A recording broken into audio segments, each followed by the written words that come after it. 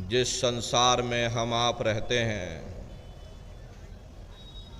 उस संसार का मालिक काल है,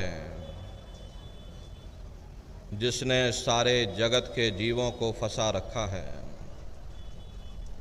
दुनिया यही समझती है कि हमारा मालिक काल है,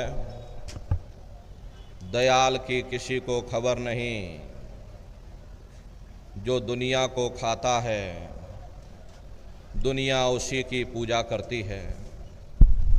हालांकि संतों महात्माओं ने काल और दयाल के भेद को प्रकट किया है, लेकिन बहुत से जीव ऐसे भी हैं जिन्हें काल दयाल के भेद का कोई अता पता तक नहीं मालूम। महात्मा प्रेम से जीवों को समझाते हैं कि भाई जो साधन थे पिछले युग के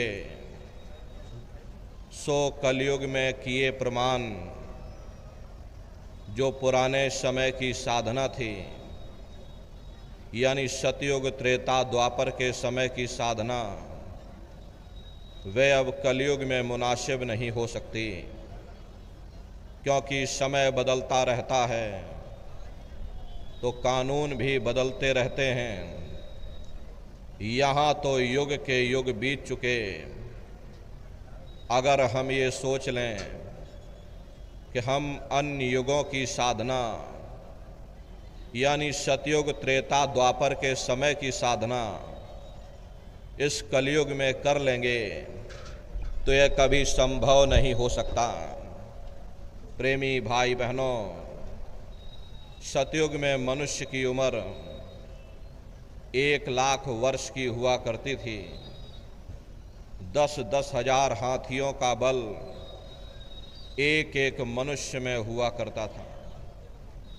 त्रेता में घट करके 10वां हिस्सा 10,000 साल की आयु हो गई। द्वापर में घट करके 10वां हिस्सा 1000 वर्ष की आयु हो गई। कलयुग में घट करके 10वां हिस्सा यानी 100 साल की आयु हो गई। अब ऐसे प्रदूषण भरे वातावरण में 100 साल भी कोई कोई भोग पाता है, वरना कोई 40 साल में चला जाता, कोई 50 साल में चला जाता, कोई 60 साल में चला जाता। कहाँ सतयुग में 1,00,000 वर्ष की उम्र, इको कम करो, कहाँ कलयुग में 100 साल की उम्र। 100 साल में भी 20 साल खेलने और खाने में गुजर जाते, बाकी बचे 40 साल। इसमें शादी ब्याह भी करना है, बाल बच्चे भी करने हैं, नौकरी पेशा भी करना है। फिर मनुष्य के पास समय कहाँ है? न समय है न सामर्थ्य है। इसीलिए प्रेमी भाई बहनों, अन्य युगों की साधना इस कलयुग में मुनासिब नहीं हो सकती। महात्मा प्रेम से जीवों को समझाते हैं कि भाई मूर्ख प्राणी मन शैलानी, सो अटके जल और पाषाण, बुद्धिमान अभिमानी सोनर, विद्या नार के हुए गुलाम। इस संसार में 3 तरह के मनुष्य होते हैं। एक अज्ञानी होता है, दूसरा बुद्धिमान होता है, तीसरे बीच के जीव होते हैं जो ना ज़्यादा ज्ञानी होते और ना ही ज़्यादा बुद्धिमान होते। जो अज्ञानी लोग होते हैं वे क्या करते? रुपया पैसा कमाया, चल दिए तीर्थों की यात्रा पर। कभी गंगा में डुबकी लगाई, कभी जमुना में डुबकी लगाई। मन में यह सोच लिया कि हमने अपने सारे मैले पाप कर्म उतार दिए। ठीक उसी प्रकार से जो बुद्धिमान लोग होते हैं अपने आप को आलिम फाजिम विद्वान गुणी और ज्ञानी समझते हैं। उनकी हालत ऐसी है कि ज्यों विद्या में पढ़े, सारी जिंदगी विद्या पढ़ते पढ़ाते गुजार दी। हालांकि विद्या बुद्धि का विषय है और इस परमार्थी राह में बुद्धि की कोई आवश्यकता नहीं होती। मनुष्य ने अपना पूरा जीवन विद्या पढ़ते पढ़ाते गुजार दिया, हासिल कुछ ना हुआ, उल्टा अहंकार और आ गया कि हम बड़े बुद्धिमान हो गए, हम ज्ञानी और ध्यानी बन गए, किया कराया सब गया। जब आया अहंकार, आप दुनिया में नज़र घुमा कर देखिए, सब जगह पानी ही पानी है, पत्थर ही पत्थर है। न किसी को सच्चा महात्मा मिला, न किसी को सच्चा सत्संग मिला। अगर कोई कथा भी करता है, उससे जाकर परमार्थ की बात पूछो, उसे कुछ भी मालूम नहीं। विद्या पढ़कर लेक्चरार बन गए, कोई कौम का ठेकेदार बन गया, कोई मजहब का ठेकेदार बन गया। अपनी अपनी कौम, अपना अपना मजहब, अपना अपना झंडा बुलंद करने के लिए न जाने कितने बेगुनाहों का कत्ल कर दिया, कितनी औरतें विधवा हो गईं, कितने बच्चे अनाथ हो गए। नतीजा क्या रहा? चारों तरफ बर्बादी ही बर्बादी।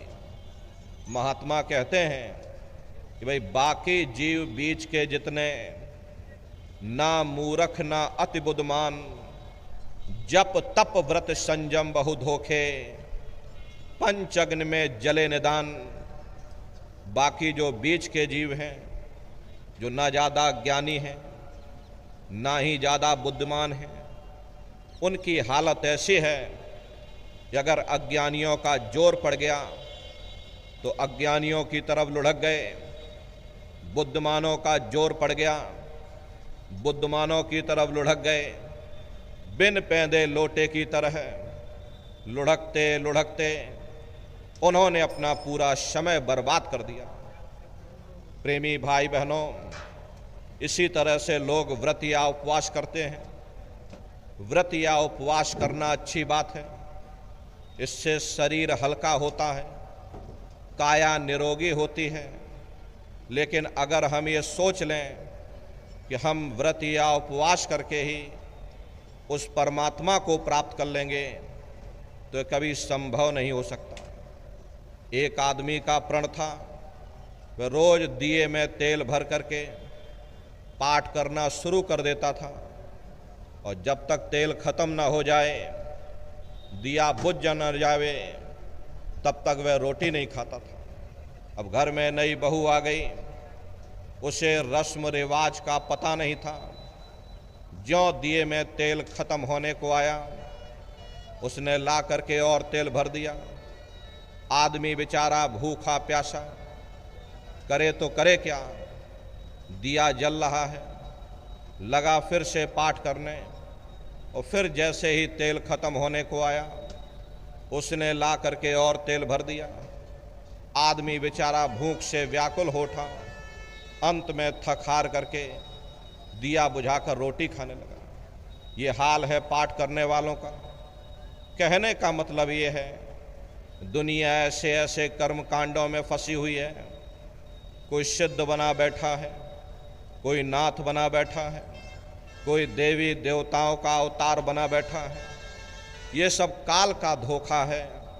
काल ने सारे जगत के जीवों को इसी धोखे में फंसा रखा है। देखो चरित्र काल कर्ता का, कोई सिर कोई पैर रुधान। देखो काल ने कितना बड़ा धोखा दे दिया। किसी को हाथों से बहा दिया, किसी को पैरों से बहा दिया। वाल्मीकि जी महाराज ने राम के पैदा होने के 10,000 साल पहले ही पूरी रामायण बना करके रख दी थी कि भाई तुम्हारे अंदर राम है, तुम्हारे अंदर रावण है, सब कुछ तुम्हारे अंदर है। काल भगवान ने देखा किसने तो मेरा भेद ही उजागर कर दिया, तो उन्होंने बड़ी होशियारी के साथ बाहर राम बना दिए, बाहर रावण बना दिया, ताकि कोई अंदर ना आने पाए, कोई मेरे भेद को न जानने पाए। सब बाहर ही बाहर भटकते रह जाएं। भटक भटक भटकाया सब जग, कोई न लगिया ठौर ठिकान। काल ने सारे जगत के जीवों को बाहर ही बाहर भटका दिया। किसी को पानी में, किसी को पत्थर में, किसी को मंदिर में, किसी को मस्जिद में, किसी को दिवालय शिवालय में। इन बाहरी कर्मकांडों से न कभी किसी को मुक्ति मिली, न भविष्य में कभी मिल सकती। प्रेमी भाई बहनों, लोमश ऋषि का दृष्टांत आता है। लोमश ऋषि शिव जी के उपासक थे। शिव जी से उन्हें वरदान प्राप्त हुआ था कि जब तक तुम्हारे शरीर के सारे रोए नहीं टूट जाएंगे, तुम्हें मृत्यु प्राप्त नहीं होगी, और तुम्हारे शरीर का एक रोया एक कल्प पर्यंत बाद टूटेगा। ये वरदान लोमश ऋषि को प्राप्त हुआ था। इतने लंबी आयु पाने के बावजूद लोमश ऋषि ने अपने लिए कोई कुटिया नहीं बनाई। उनका ये मानना था कि एक न एक दिन जब हमको जाना ही है, इस संसार को छोड़ करके एक दिन जाना ही है, तो भला हम झोपड़ी बना करके क्या करेंगे। प्रेमी भाई बहनों, लोमश ऋषि ब्रह्मा के पुत्र माने जाते थे। लोमश ऋषि अपने पिता यानी कि ब्रह्मा से पूछते हैं कि पितु से पूछ मुक्त की बाता, और गंगा का फल कहो विधाता, कि हे पिताजी मुक्ति कैसे मिलेगी, क्या किया जाए, कैसे किया जाए, जरा आप हमको दया कृपा करके समझा दीजिए कि हमें मुक्ति कैसे प्राप्त होगी। तब लोमश ऋषि के पिता यानी कि ब्रह्मा उनको जवाब देते हैं कि गंगा का फल भाग सुनाई, गंगा आदि मुक्त की दाई, कि हे लोमश ऋषि तुम जाओ, जाकर गंगा जी में स्नान करो। जो कोई गंगा स्नान करेगा उसे सहज में मुक्ति मिल जाएगी। जाओ तुम यह काम करो, तुम्हें सहजता से यानी कि सरलता से तुम्हें मुक्ति प्राप्त होगी। तब लोमश ऋषि जवाब देते हैं कि गंगा का फल भाग सुनाई, सहस एकादश गंगा नहाया, जासे जौन मोक्ष का पाया, कि हे पिताजी मैंने सहस्त्रों वर्षों तक यानी कि हजारों हजार वर्षों तक गंगा जी में स्नान किया, बड़ी श्रद्धा और आस्था के साथ में गंगा जी में डुबकी लगाई, लेकिन मुझे फल क्या मिला। जब मेरी मृत्यु हो गई तो मुझे मोक्ष की योनि में डाल दिया। मोक्ष कहते हैं मछली को, कहते भाई मुझे मछली की योनि में डाल दिया। अनेक जीव मार मोह खाया, ऐसे बहुत बहुत दुख पाया। जब मुझे मछली की योनि मिल गई, अनेकों अनेक जल के जीवों ने मुझे मार मार करके खाया। मुझे कितनी तकलीफ हुई, कितनी मुझे पीड़ा हुई, इसका मैं वर्णन नहीं कर सकता। और हे पिताजी, एक नहीं जय जय तीरथ सबे नहाए, जल जीव जौनि माहि भरमाए, कि जितने भी तीर्थ थे सभी जगह जाकर मैंने स्नान किया, जल में आशा बांधी, जल में मुझे वास मिल गया, लेकिन मुझे मुक्ति नहीं मिली। इसलिए हे पिताजी ऐसी जुक्ति मुक्ति बतलाओ, भव जल पार उतर के जाओ। ये ऐसी जुक्ति, ऐसी मुक्ति का हमको रास्ता बतला दो, जिससे हमारी ये जीवात्मा सदा सर्वदा के लिए इस भव सागर रूपी समुद्र से पार हो जावे, फिर कभी जन्म मरण के बंधनों में हम ना आए। हे पिताजी दया कृपा करके मुझे कोई ऐसा मार्ग बतलाओ। तब लोमश ऋषि के पिता यानी कि ब्रह्मा उनको जवाब देते हैं कि पूजो पत्ती प्रीत लगाई, और पीपर में जल ना हो जाई, कि हे लोमश ऋषि तुम प्रीत लगा करके स्वामी नाम की पत्ती की पूजा करो, पीपल पर जल चढ़ाओ, एक दिया पत्ती पे लावे, सो तो कोटि यज्ञ फल पावे। कि हे लोमश ऋषि, जो एक दिया स्वामी नाम की पत्ती के नीचे रखता, उसे कोटान कोटि यज्ञों का फल प्राप्त होता है। जाओ तुम यह काम करो, तुम्हें सहजता से यानी कि सरलता से तुम्हें मुक्ति मिल जाएगी। तब लोमश ऋषि जवाब देते हैं कि सहस्त्र 3 पत्ती को पूजा, वृक्ष योनि पाइये ही पूजा। हे पिताजी, मैंने सहस्त्र 3 यानी 3000 वर्षों तक स्वामी नाम की पत्ती की पूजा की, पीपर पर जल चढ़ाया, पीपर की परिक्रमा लगाई, लेकिन मुझे फल क्या मिला? जब मेरी मृत्यु हो गई तो मुझे वृक्ष की योनि में डाल दिया गया और मैं हजारों हजार वर्षों तक एक जगह वृक्ष की योनि में खड़ा रहा, क्योंकि जहां आशा तहाँ वासा। जिधर हमारी आशा होगी वहीं हमको वास मिल जाएगा। मैंने अपनी आशा पेड़ पौधों में लगाई, वृक्ष में लगाई, अरे मुझे वृक्ष की योनि में डाल दिया और मैं हजारों हजार वर्ष तक एक जगह वृक्ष की योनि में पड़ा रहा। इसलिए हे पिताजी, दया कृपा करके मुझे कोई ऐसा उपाय बतला दो जिसे मुझसे मुक्ति मिल जाए, जन्म मरण के बंधनों से हम आज़ाद हो जावें, ये जीवात्मा सदा सर्वदा के लिए इस भवसागर रूपी समुद्र से पार हो जावे। हे पिताजी, दया कृपा करके मुझे कोई ऐसा उपाय बता दो। तब लोमश ऋषि के पिता यानी कि ब्रह्मा उनको जवाब देते हैं कि हे लोमश ऋषि, एकादशी करो तुम जाई, याते मुक्ति सहज में पाई। जाओ तुम एकादशी का व्रत रखो, इससे सहजता से यानी कि सरलता से तुम्हें मुक्ति मिल जाएगी। जाओ तुम यह काम करो। तो लोमश ऋषि जवाब देते हैं कि सहस वर्ष एकादश कीना और अंत जन्म माखी को लीना। कि हे पिताजी, मैंने सहस्त्रों वर्षों तक यानी हजारों हजार वर्षों तक एकादशी का व्रत किया, लेकिन मुझे फल क्या मिला?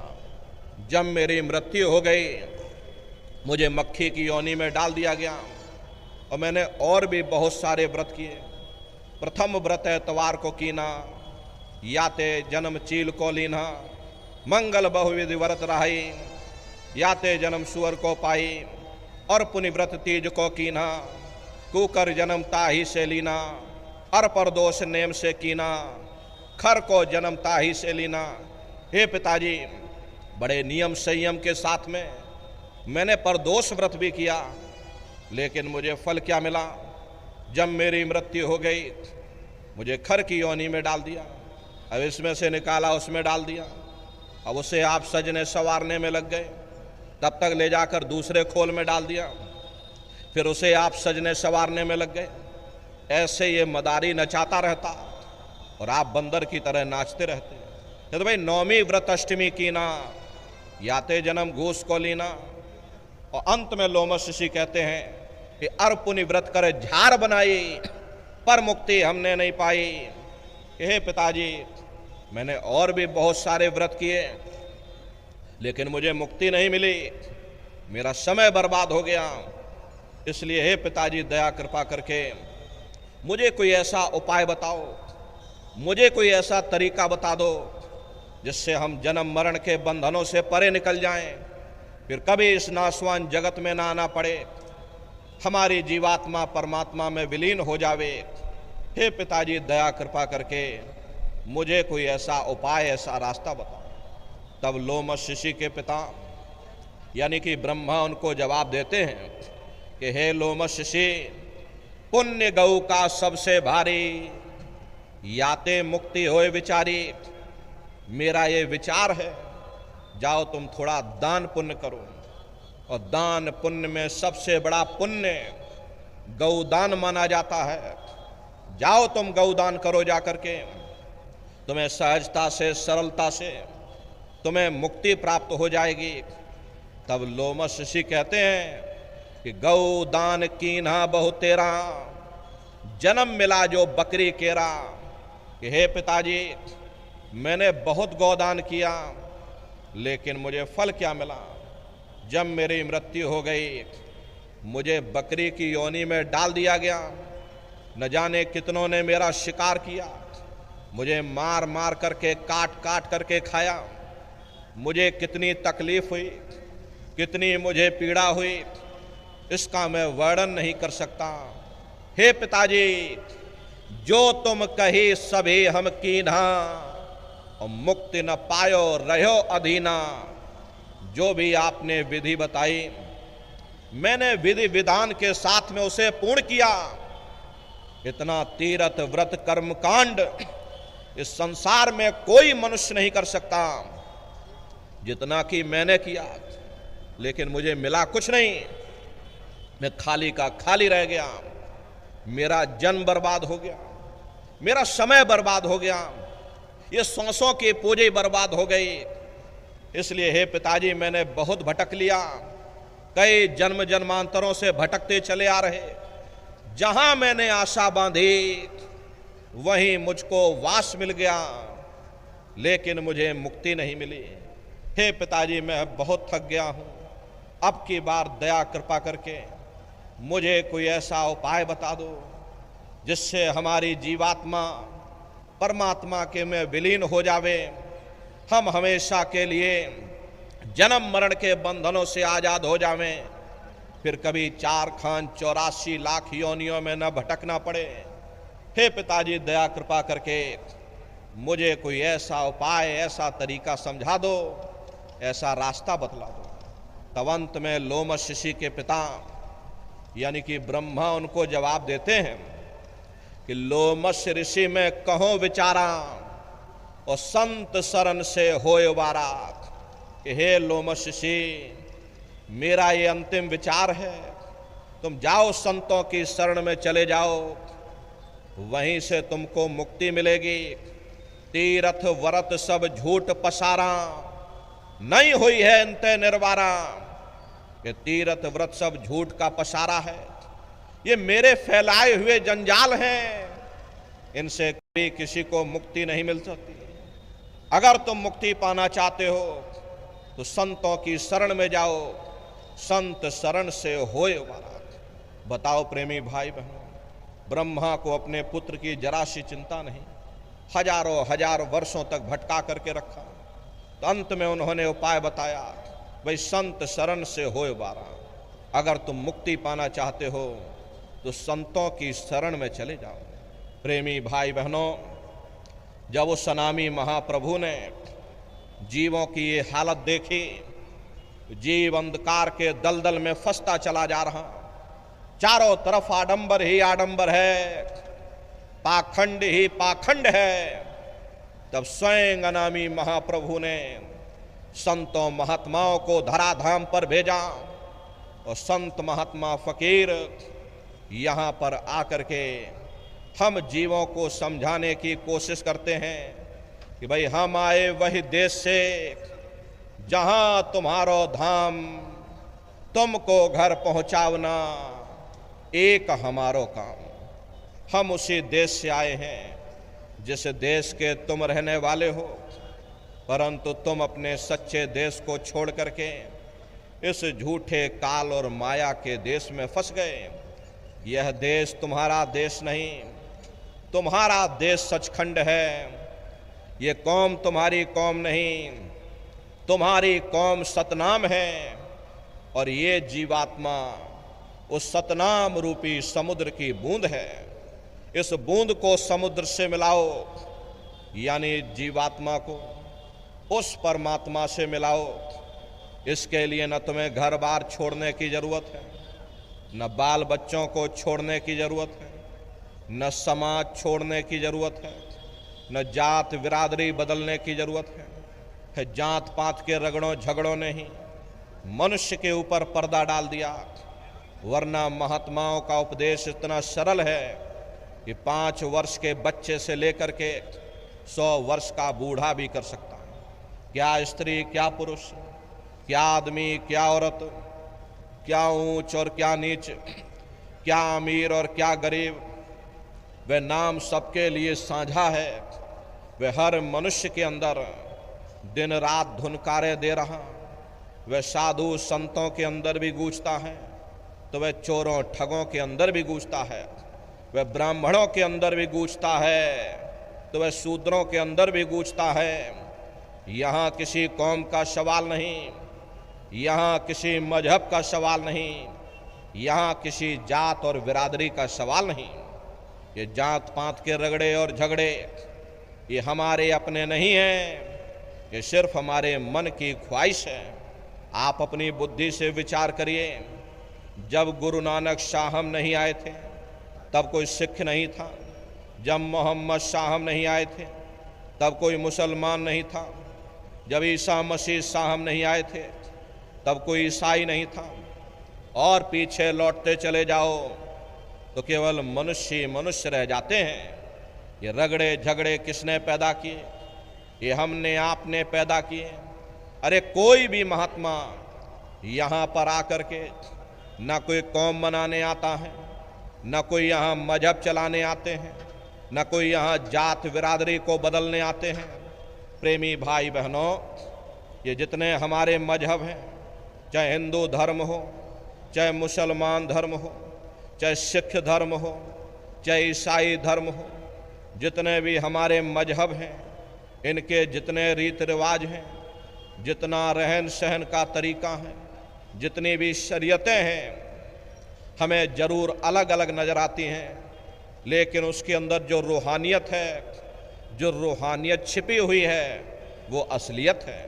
वो हर मजहब की तह के अंदर एक ही चीज़ होती है। संत महात्मा फ़कीर केवल उस रूहानियत को समझाने के लिए आते हैं। रूहानियत और शरीयत का आपस में वैसा ही रिश्ता होता है जैसा कि जेवरों के डिब्बों के साथ होता। कीमत जेवरों की होती है, डिब्बों की नहीं। अरे तलवार को काम आनी होती है, म्यान को नहीं। ठीक उसी प्रकार से हमें जो कुछ भी प्राप्त होगा उस रूहानियत से प्राप्त होगा। जब हम रूहानियत से दूर हो जाते हैं तब आहिस्ता आहिस्ता हम शरीयत के कैदी बन जाते, शरीयत के गुलाम बन जाते। वे शरीयत धर्म के ठेकेदारों के हाथों में चली जाती, वे हमें बाहर मुखी कर देते, कर्म कांडों में उलझा देते। न किसी को रूहानियत की समझ होती है, ना ही कोई समझाने की कोशिश करता। ये लोग हमें इतना बाहर मुखी कर देते हैं, इतना कर्म कांडों में उलझा देते हैं ताकि उनका भी रोजगार चलता रहे। जिस चीज़ को हासिल करके हमें सुख प्राप्त करना है उस ओर हमारा ध्यान ही नहीं जाता। अरे सुख तो परमात्मा की भक्ति में, परमात्मा के प्यार में मिलेगा। इसीलिए महात्मा कहते हैं कि सुरत सुन बात रे, अरे तेरा धनी बसे आकाश। कह जीवात्माओं, तेरा पति वो परमात्मा है, वो परमेश्वर है, वो सचखंड में बैठा हुआ। तुम यहाँ माया के जाल में फंसे हुए। जब तक तुम अपने घर जा कर के अरे अपने उस मालिक से मिलाप नहीं कर लेते, तुम सुख किस तरह हासिल करते हो, तुम शांति किस तरह प्राप्त कर सकते। प्रेमी भाई बहनों, जब तक हम उस मालिक की भक्ति करके उस मालिक से मिलाप नहीं कर लेंगे, कभी किसी मायने में हम सुख और शांति हासिल नहीं कर सकते। प्रेमी भाई बहनों, इस नाशवान जगत में न कभी किसी को सुख मिला और न भविष्य में कभी मिल सकता। ये जो कोई थोड़े बहुत सुख नज़र आते हैं, अरे क्षणिक हैं। क्षणिक चीज़ों का सुख और आराम केवल क्षणिक ही होता है। जितना इसके आने में हमें खुशी महसूस होती है, उतना इसके जाने में भी हमें दुख भी महसूस होता है। अरे आप अपनी बुद्धि से विचार करिए, जब किसी आदमी की शादी होती है, किसी भी व्यक्ति की शादी होती है, प्रेमी भाई बहनों, मन में बड़ी भारी खुशी होती है। ये मन हमारा फूला नहीं समाता। लेकिन यदि शादी के बाद उसी साथी के साथ कोई अनबन हो जाए, मन मुटाव या झगड़ा हो जावे, तो मन में भय पैदा हो जाता है कि कहीं साथी हमारा बेकार न निकल जाए, हमें छोड़ करके चला न जाए, शराबी कबाबी और ज्वारी न बन जाए। अरे दुनिया भर की मन में चिंताएं समा जाती। चिंता चिता समान, चिंता से बढ़ करके दुनिया में कोई दूसरा रोग नहीं। सो इस चिंता के कारण हम लोग दुखी हो जाते हैं। फिर हम बाल बच्चों में सुख ढूंढते हैं। जब बाल बच्चे पैदा होते हैं, मन में बड़ी भारी खुशी होती है। अड़ोस पड़ोस वालों को बुला करके लड्डू पूड़ी पकवान बना बना करके खिलाते हैं, ढोलक मजीरा बजा बजा करके नाचते हैं।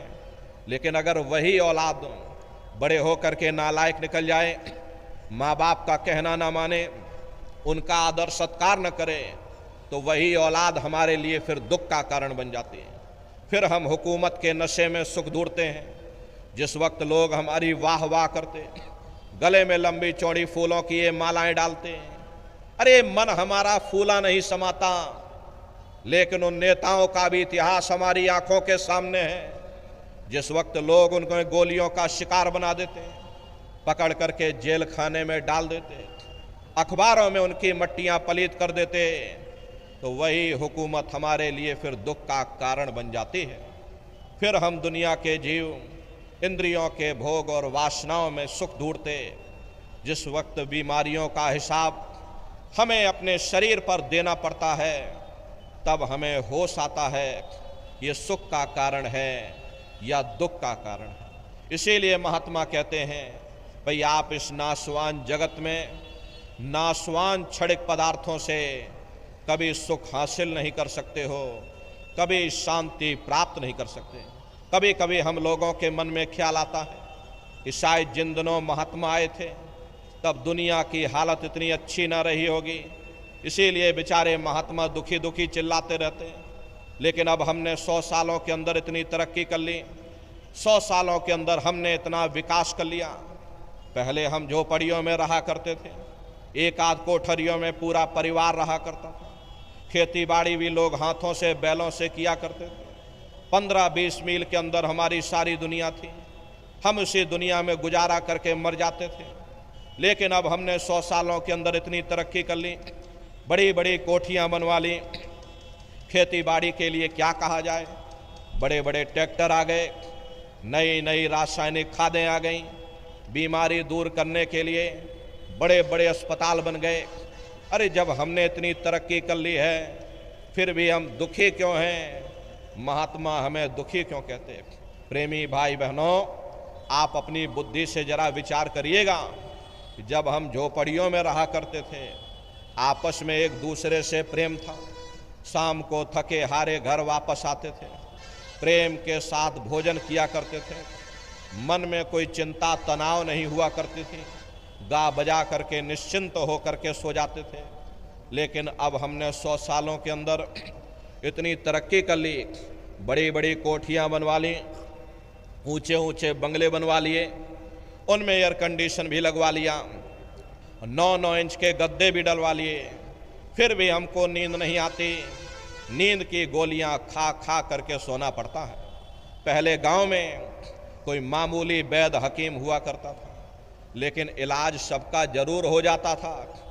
अब जब विज्ञान ने इतनी तरक्की कर ली, विज्ञान ने इतना विकास 100 सालों के अंदर कर लिया, बड़े बड़े अस्पताल बन गए, बड़े बड़े डॉक्टर आ गए, नई नई दवाइयाँ आ गईं, तो बीमारी भी तो नई नई निकल आई। इसका मुख्य कारण है लोग अनाज की पैदावार को बढ़ाने के लिए तरह तरह के रासायनिक खादें, कीटनाशक दवाइयों का इस्तेमाल करते हैं, जिसका प्रभाव हमारे शरीर पर पड़ता है। लोगों का खान पान गंदा हो गया, मांस मछली अंडा शराब जैसे इन गंदी चीज़ों का लोग सेवन करने लगे, जिसका प्रभाव हमारे शरीर पर पड़ता है। अरे डॉक्टर जरूर हैं, पर मिलते किसको हैं? मिल भी जाए तो अस्पतालों में चारपाइयाँ कहाँ मिलती, बीमार तो बेचारे बरामदों में पड़े रहते। हम कहते हमने तरक्की कर ली, बेशक हम इतना अनाज पैदा करते हैं, लेकिन कीमतें आसमान छू रही। अरे गरीब आदमी खा नहीं पाता है क्योंकि कीमतें आसमान छू रही। अमीर आदमी तो वैसे भी नहीं खाता क्योंकि उसे शुगर हो रखी है। फिर ऐसी तरक्की से किसी का क्या फ़ायदा हो सकता है? पहले गांव में कोई मामूली झगड़ा फसाद हो जाता था, 4 भले लोग मिल बैठ करके सुलझा देते थे। अब आप मुकदमा करके देख लीजिए, क्या मजाल 20-25 साल से पहले आपको कोई फैसला मिल जाए। अरे कचहरियों में जा करके देखिए, तीर्थों की तरह जमघट लगा हुआ। आप किसी से पूछ करके देखिए, यहाँ किसी को फुर्सत नहीं, जज को फुर्सत नहीं, वकील को फुर्सत नहीं, कारखानेदार को फुर्सत नहीं, उद्योगपतियों को फुर्सत नहीं, नेताओं को फुर्सत नहीं, सबके चेहरे पर चिंता और तनाव की लकीरें हैं। फिर ऐसी तरक्की से किसी का क्या फायदा हो सकता है? प्रेमी भाई बहनों, ये तरक्की का कसूर नहीं है, ये हमारा अपना कसूर है। हम उन चीज़ों के कैदी बन गए। ये चीज़ें हमारे लिए बनी थीं, ना कि हम उनके लिए बने थे। अरे हम मशीनों के पुर्जे बन गए, मशीनों के मालिक ना बन सके। हमको मालिक बनना चाहिए था। सबको रोटी मिलनी चाहिए थी, सबको कपड़ा मिलना चाहिए था, सबको मकान मिलना चाहिए था, सबका मन निश्चिंत होना चाहिए था, किसी के मन में चिंता और तनाव की लकीरें नहीं रहनी चाहिए थी। घर में माँ बाप का सम्मान होना चाहिए था, समाज में प्रेम, सद्भाव, भाईचारा कायम रहना चाहिए था। यही तो जीवन में हर इंसान मांगता है। प्रेमी भाई बहनों, अगर जीवन में कीमतें और कदरें ना रहीं, फिर ऐसी तरक्की से किसी का क्या फ़ायदा हो सकता है? इसीलिए महात्माओं ने जब कहा था तब भी ठीक था, अब कहा तो अब भी ठीक है। दुनिया में न तब किसी को सुख मिला, न अब किसी को सुख मिल सकता है। इसीलिए गुरु नानक साहब ने कहा, नानक दुखिया सब संसार। दुनिया का हर एक जीव अपनी अपनी जगह है, दुख और मुसीबतों से भरा हुआ है। यही सहजोबाई ने कहा, धनवंते सभी दुखी, निर्धन है धन रूप, साधु सुखी सहजो कहे, और पायो भेद अनूप। जिसके पास धन दौलत, जो राजा महाराजा, जो सेठ साहूकार, वे सब के सब दुखी हैं। उनको किस चीज़ का दुख है? बड़े बड़े जो दिस हैं लोग, तिनको व्यापे चिंता रोग। ये जो चिंता रोग है, उन्हें अंदर से खाए जा रही, से चिंता के कारण बेचारे दुखी बने रहते। और जिनको रोटी कपड़े मकान की फिक्र लगी, उन बेचारे गरीबों को दुखी होना ही होना। प्रेमी भाई बहनों, एक बार हमारे गुरु महाराज कलकत्ता में एक विशाल पार्क बना हुआ, विक्टोरिया पार्क के नाम से, गुरु महाराज उसी बगिया में बैठे हुए थे। बगल से दो सेठ आए, दोनों सेठ गुरु महाराज के बगल में आकर के बैठ गए। सामने देखा एक माली घास काट रहा था।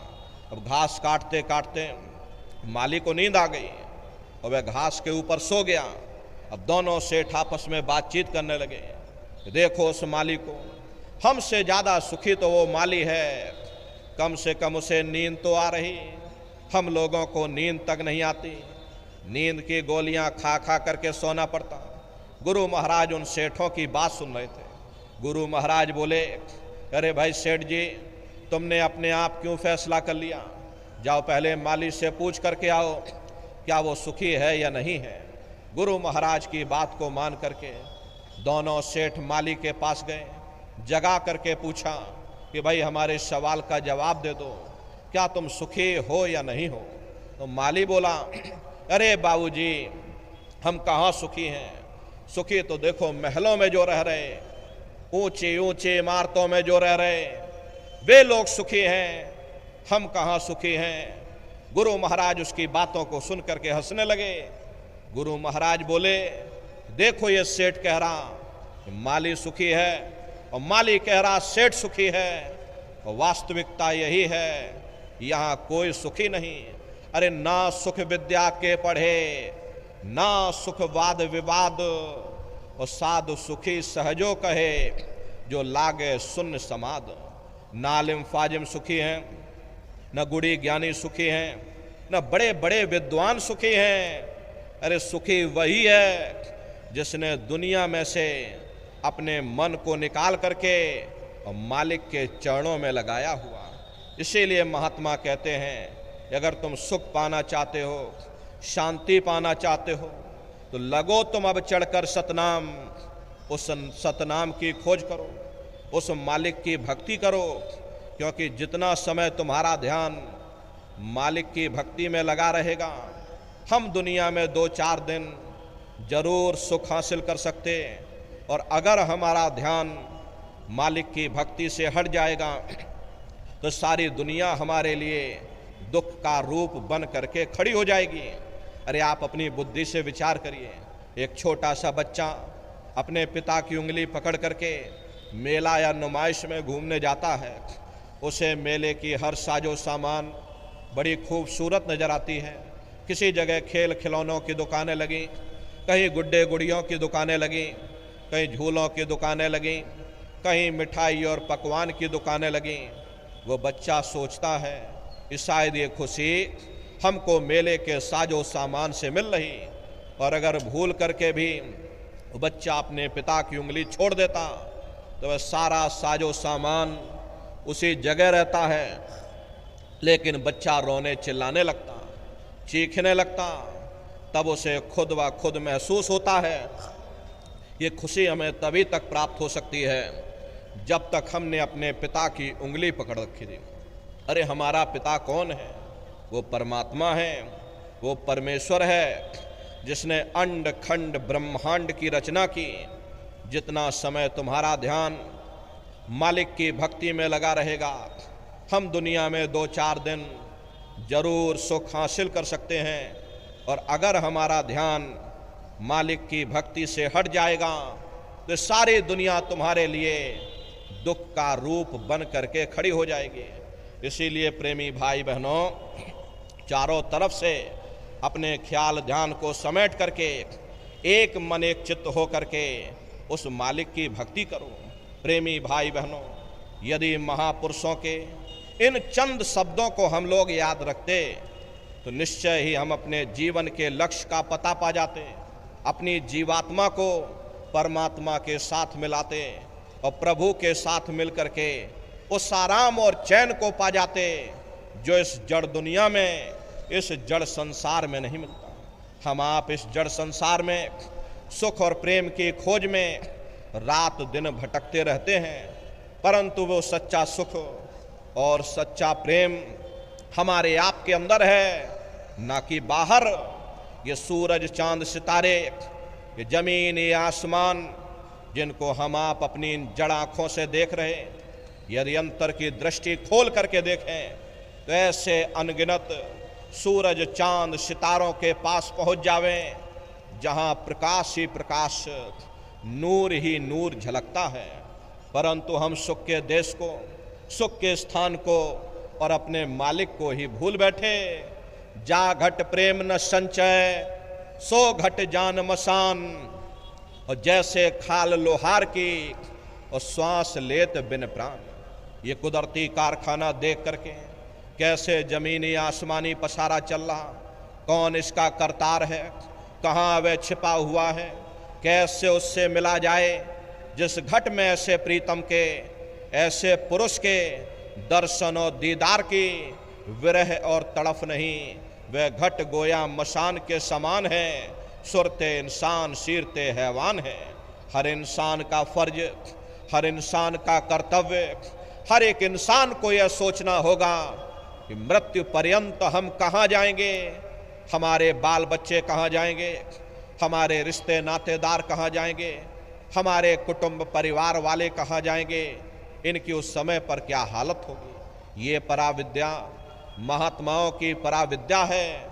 हम आप इस जड़ संसार में फंस करके उस पराविद्या से अनभिज्ञ हो गए और अपने उद्देश्यों को भूल गए, अपने वादों को भूल गए।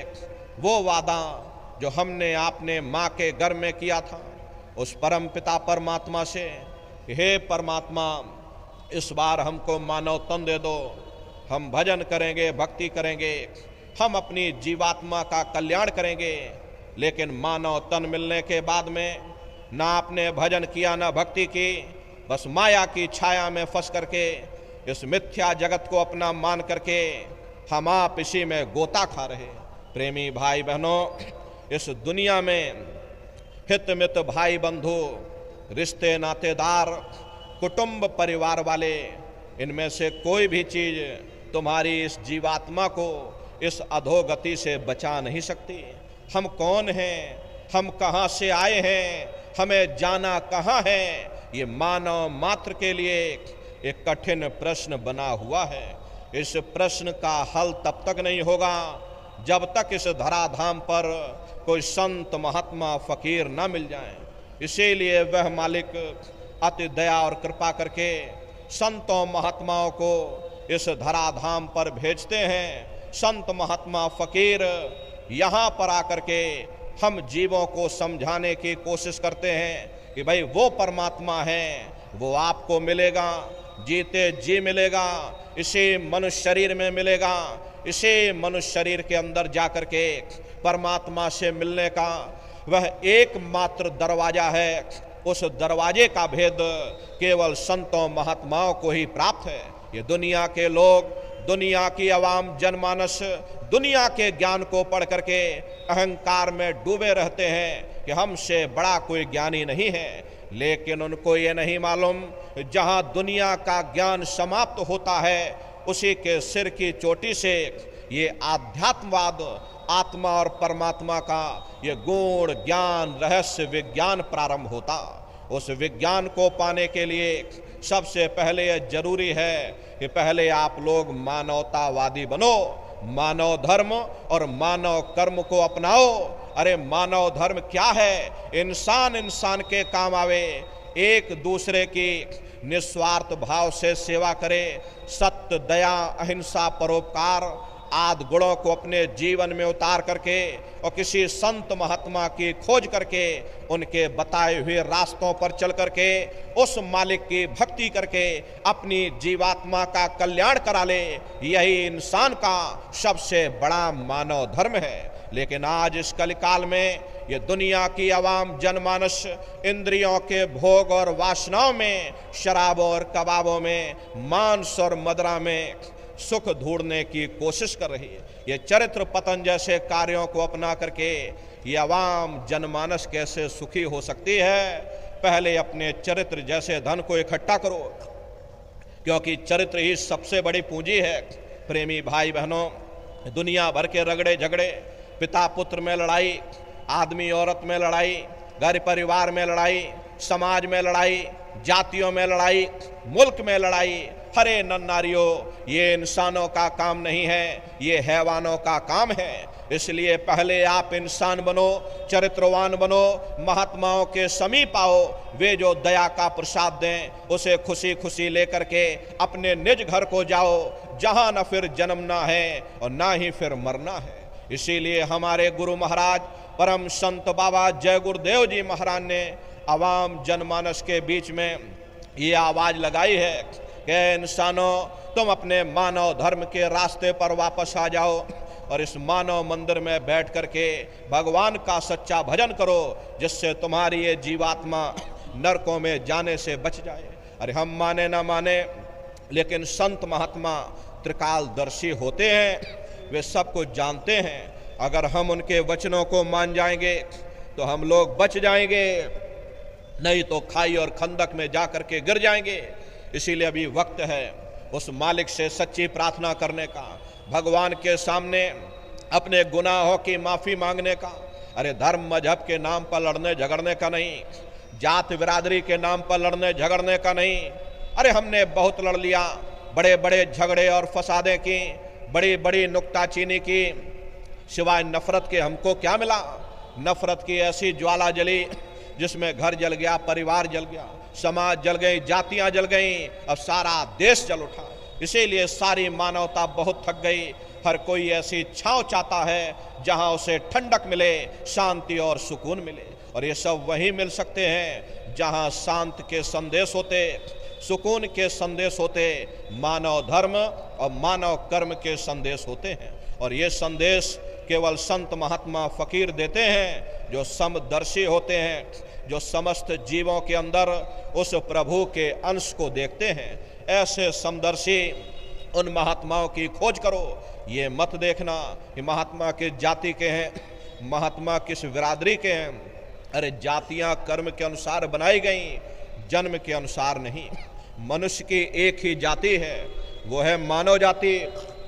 और इसी मानव जामे में बैठ करके हमें उस मालिक की भक्ति करनी है। प्रेमी भाई बहनों, सुपच जाति के भंगी थे, रैदास जी महाराज जाति के हरिजन थे, मीराबाई जाति की छत्राणी थी। अगर वे सब उस मालिक को प्राप्त कर सकते हैं तो आप भी उस मालिक को प्राप्त कर सकते हो। लेकिन बगैर महात्माओं के, बगैर गुरु के कोई भी जीव इस संसार समुद्र से ना कोई पार हुआ ना ही कोई हो सकता। ये समुद्र ऐसा है जिसके ना इस किनारे का पता ना उस किनारे का पता, कोई नहीं जान सकता कि ये प्रेमी भाई बहनों, न इस किनारे का पता न उस किनारे का पता, न जाने कितने युग और कल्प बीत गए, हमारी ये नैया इस संसार रूपी समुद्र से आज तक पार नहीं हुई। इसलिए प्रेमी भाई बहनों, सौभाग्य से वक्त का इतना बड़ा वरदान आपको मिला, ये मानव तन आपको मिल गया, ये मनुष्य शरीर आपको मिल गया। अब की बार ये मौका मिल गया है, इस मौके का फायदा उठाओ। मनुष्य रूपी मंदिर में बैठ करके उस मालिक की भक्ति कर लो। लेकिन दुर्भाग्य इस बात का है, जब जब हमें ये मौका मिलता हम जिंदगी के असल मकसद को भूल जाते, उल्टा कौमों मजहबों के झगड़े में, धन दौलत के चक्कर में पड़ करके एक दूसरे के गला काटने की योजनाएं बनाना शुरू कर देते। इतना इन भोगों में लिप्त हो जाते हैं और तो और हम अपनी मौत को ही भूल जाते। हम रोज देखते हैं हमारे ही साथी, हमारे ही रिश्ते नातेदार, हमारे ही कुटुंब परिवार वाले एक एक करके हमारा साथ छोड़ करके चले जा रहे हैं, बल्कि हम खुद उन्हें कंधों पर उठा करके शमशान भूमि पर छोड़ करके आते हैं। आँखों से देखते हैं जिस चीज़ के लिए वह इतना भटकता था, जिस चीज़ के लिए वह इतना तड़पता था, अपना अपना कह करके फ़क्र या गर्व महसूस किया करता था, उसमें से किसी ने उसका साथ नहीं दिया। हम मन में सोच लेते हैं कि शायद वो बदकिस्मत होगा, कुछ भी अपने साथ ना ले जा सका, शायद हम सब कुछ गठरी मुठरी बांध करके अपने साथ ले करके चले जाएंगे। अरे महात्मा कहते हैं भाई तुम उस समय को, उस वक्त को अपनी आँखों के सामने रख करके देखो। उस समय कौन तुम्हारी सहायता करेगा, कौन तुम्हारी मदद करेगा। बस सारा दिन देह के अहंकार में, देह के गुरूर में ही ना फंसे रहो। आखिर हम अहंकार किस चीज़ का करते हैं? यदि हम जवानी का अहंकार करते हैं तो क्या कभी किसी ने किसी का बुढ़ापा नहीं देखा? क्या हम बुढ़ापे की उम्र में नहीं जाएंगे? यदि हमें खूबसूरती या सुंदरता का अहंकार है तो क्या कभी बीमारों की शक्लें नहीं देखी?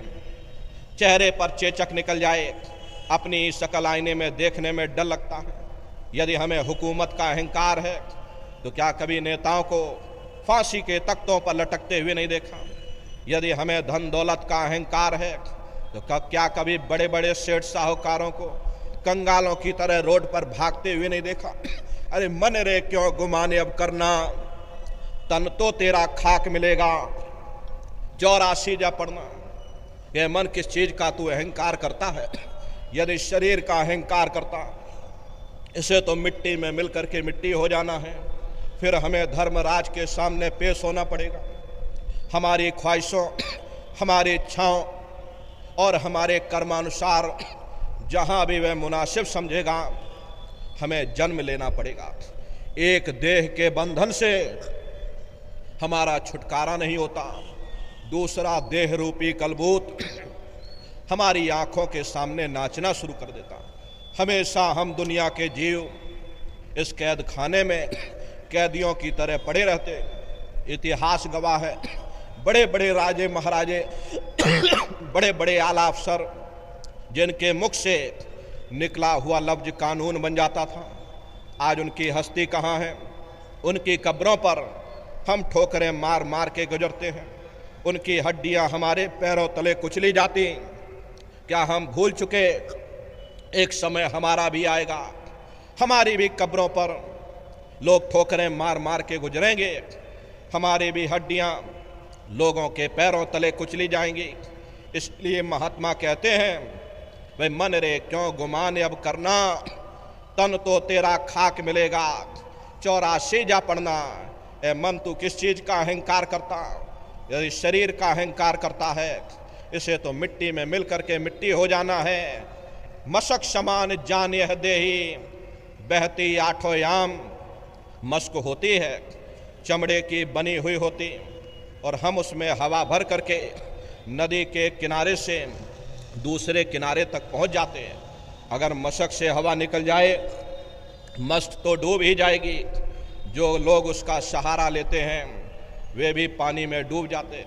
महात्मा कहते हैं ये तुम्हारा शरीर भी उस मशक के समान है, इसमें श्वास रूपी हवा भरी।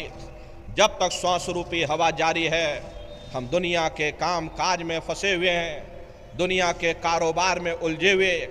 लेकिन जिस वक्त ये श्वास रूपी हवा निकलेगी, अरे हम तो डूब ही जाएंगे। जो लोग हमारा सहारा लेकर के इस दुनिया में अपना वक्त काट रहे, वे भी घबरा जाएंगे, रोने चीखने और चिल्लाने लग जाएंगे। बड़े बड़े राजे महाराजाओं की मशकों से हवा निकल गई, एक समय हमारा भी आएगा, हमारी भी मशक से हवा जरूर निकलेगी। प्रेमी भाई बहनों, महात्मा केवल हमारी हालत ही बयान करने नहीं आते, केवल हम पर तरस खाने के लिए ही नहीं आते, हमें यहाँ से निकालने का रास्ता भी समझाते। वह कौन सा रास्ता है? देखो, महात्मा कह रहे कि तू अचेत गाफिल हो रहता, सुन ले मूल कलाम। वह मूल कलाम जिसे महात्माओं ने शब्द कहा, जिसे महात्माओं ने नाम कहा, जिसे गुरु नानक साहब ने अनहद वाणी कह करके याद किया, ईसा मसीह साहब ने वर्ड या लागस कह करके याद किया। वह मूल कलाम, वो दिव्य ध्वनि, वो शब्द, वो नाम तुम्हारे सब के अंदर गूंज रही। जब तक हम अपने फैले हुए ख्याल को 9 द्वारों से समेट करके 10वें द्वार पर एकाग्र करके उस शब्द को नहीं पकड़ेंगे, उस नाम को नहीं पकड़ेंगे, तब तक हम देह के बंधनों से, जन्म मरण के दुखों से कभी छुटकारा हासिल नहीं कर सकते। शब्द मर सो मर रहा, फिर मरे न दूजा बार। जोड़ते बैठते चलते फिरते अपने ख्याल को शब्द या नाम के साथ जोड़ देते हैं, ऐसे जीव हमेशा के लिए अमर हो जाते, क्योंकि शब्द को पकड़ करके ही ये जीवात्मा ऊपर से नीचे आई है, और शब्द को पकड़ के ही ये जीवात्मा नीचे से ऊपर जाएगी। अरे जिस रास्ते से ऊपर से नीचे आए हो, वही रास्ता पकड़ करके तुमको नीचे से ऊपर जाना है। प्रेमी भाई बहनों, हम लोग ऊपर से नीचे कैसे आए, तो जरा संक्षिप्त में आप समझ लीजिए। पहले यहाँ कुछ नहीं था, न पहले हम थे न आप थे, न जमीन थी न आसमान था, न देवी थे न देवता थे, पहले कुछ नहीं था। तो पहले कौन था? एक अनीय नामा अभि सच्चिदानंद प्रभु धामा। वो एक अनीय नामी महाप्रभु अपने अनामी धाम में अखंड राज किया करते थे। उस मालिक की मौज मर्जी उठी, उन्होंने 3 लोकों का विस्तार किया, यानी अगम लोक, अलख लोक और सतलोक। अगम लोक में अगम पुरुष को बैठाया, अलख लोक में अलग पुरुष को बैठाया, और सतलोक में सतपुरुष भगवान को बैठा दिया। काफ़ी समय जब बीत गया, तब रचना का विस्तार सतपुरुष भगवान ने किया।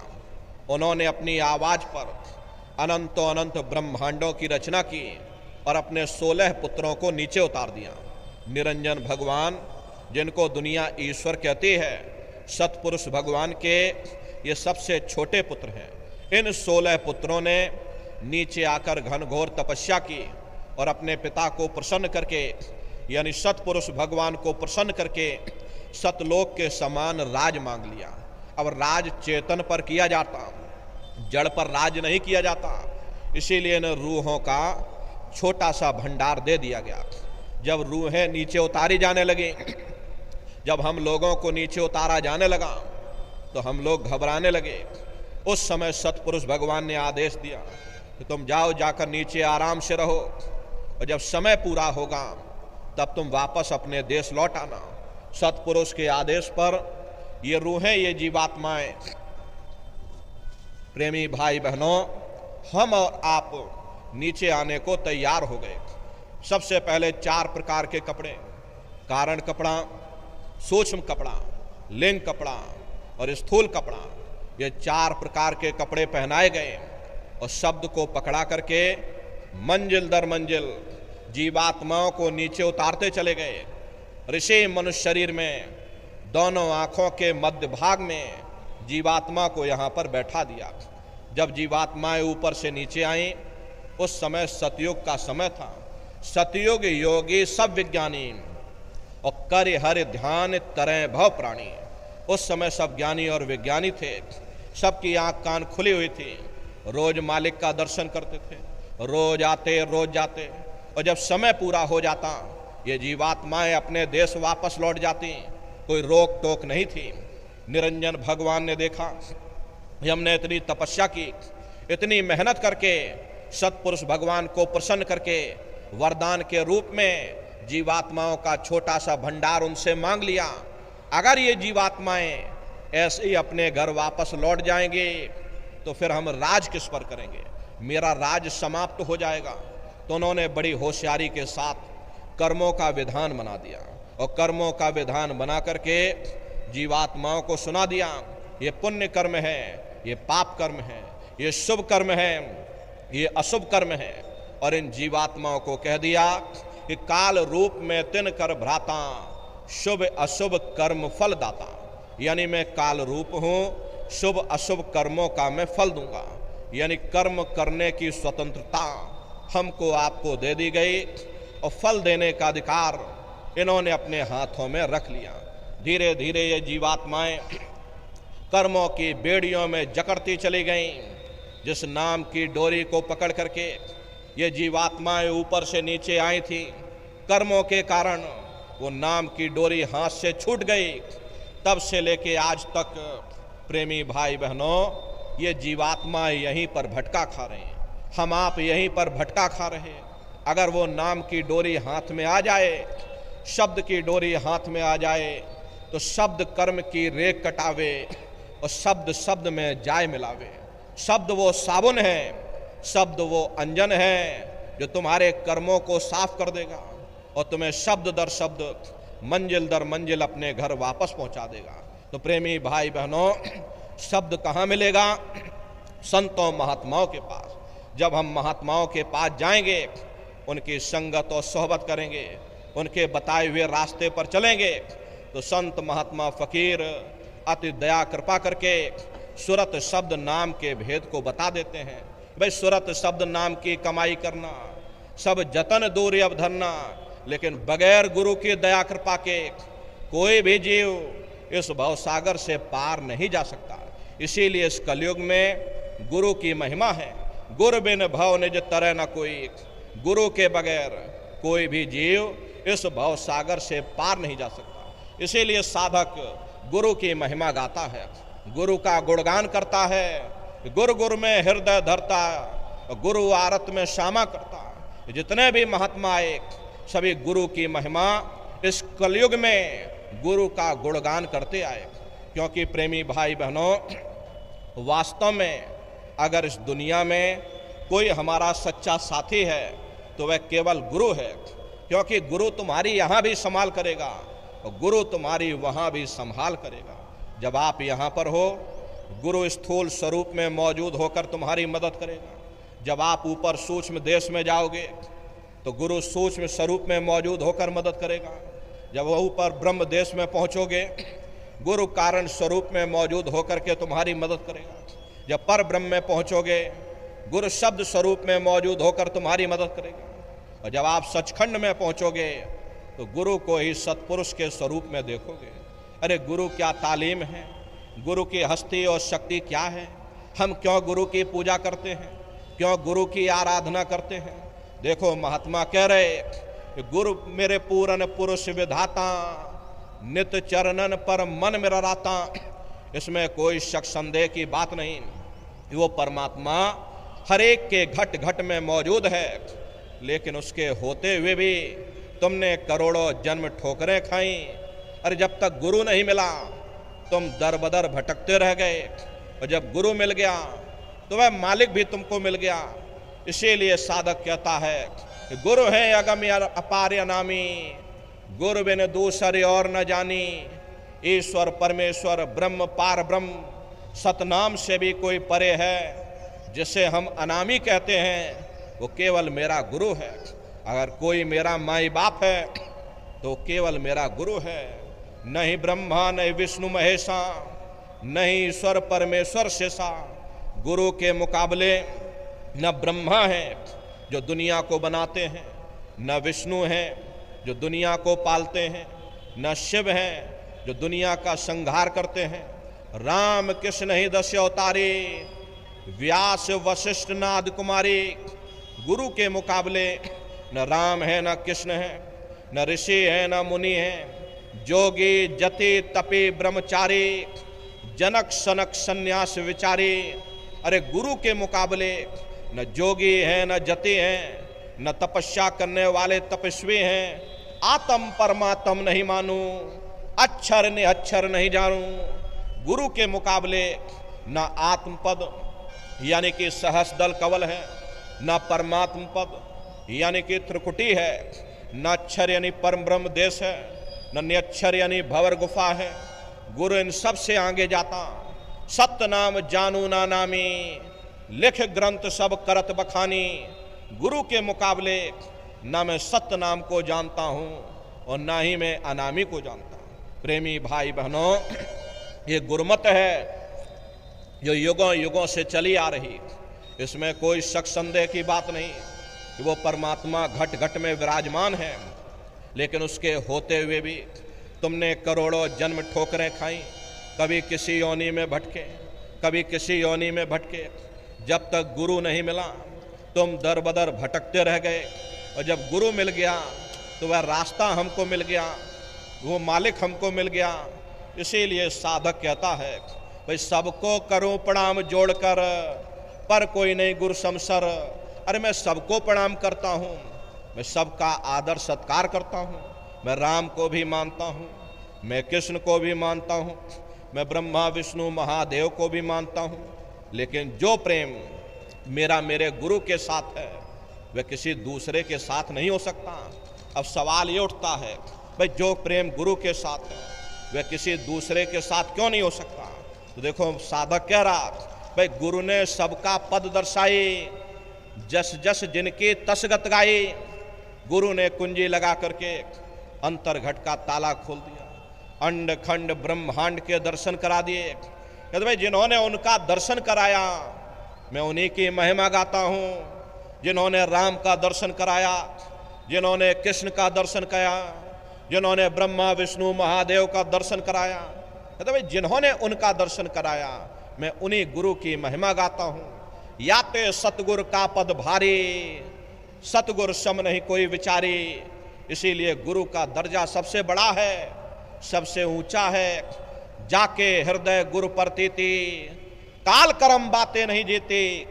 जिसके हृदय में गुरु के प्रति प्रेम है, शुद्धास्था विश्वास है, ऐसे प्यारे साधकों को स्वयं सतगुरु लेने आते हैं।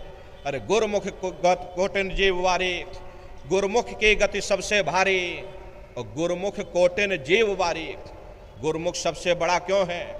क्योंकि गुरुमुख अपने कमाए हुए नाम का एक कण दे करके करोड़ों करोड़ जीवों का उद्धार कर सकता।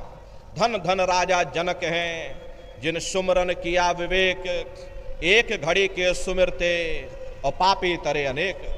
देखो राजा जनक जब स्थूल शरीर को त्याग करके जाने लगे, रास्ते में बड़ी भारी चीख पुकार मची। राजा जनक ने धर्मराज से पूछा भाई ये क्यों रो रहे, कैसे इनका छुटकारा होगा? तब धर्मराज ने बताया कि अगर कोई महात्मा नाम की कमाई का फल दे दे तो इन जीवों का छुटकारा हो सकता। तब धर्मराज ने, राजा जनक ने 2.5 घड़ी नाम की कमाई का फल दिया और करोड़ों करोड़ जीवों का उद्धार कर दिया। अरे कहाँ लग महिमा गुरुमुख गाऊं, कोई न जाने किस समझाऊं। महात्माओं की हस्ती और शक्ति को मैं कहाँ तक बयान करूं। खरे नर नारियों, कुंजों की अवस्था वही जानते हैं जो कुंजों के साथ में आसमानों की उड़ान भरते।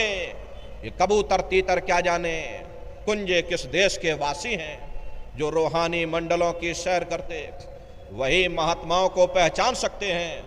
बाकी ये सारा संसार काल के जाल में फंसा हुआ, जग में पड़ा काल का घेरा और जीव करे 84 फेरा।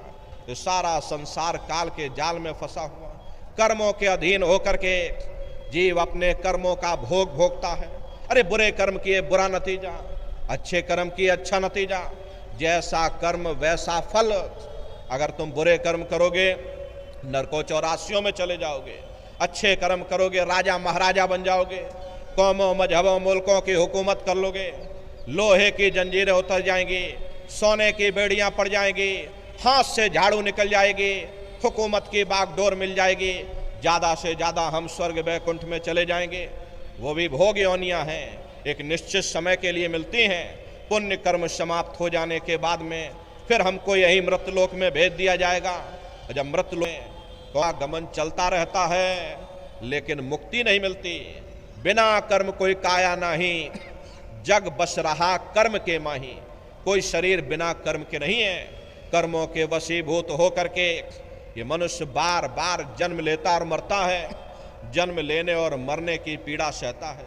इसलिए प्रेमी भाई बहनों, अगर कर्मों के बंधन से तुम आज़ाद होना चाहते हो तो सुरत शब्द नाम की कमाई करो।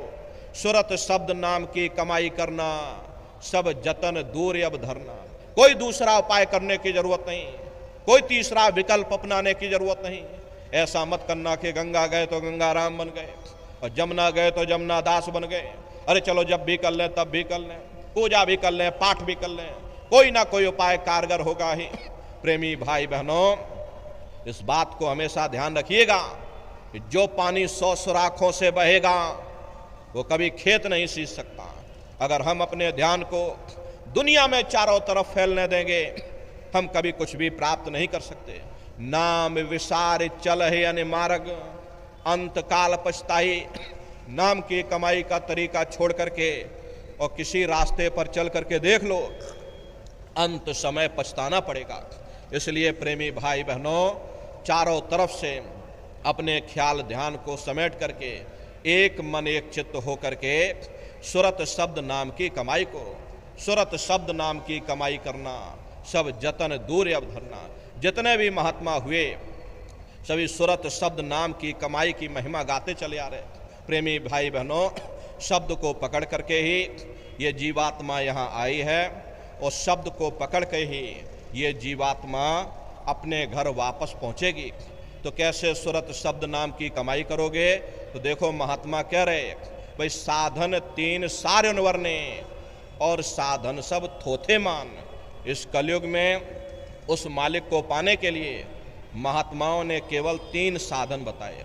पहला है सुमरन, दूसरा है ध्यान और तीसरा है भजन।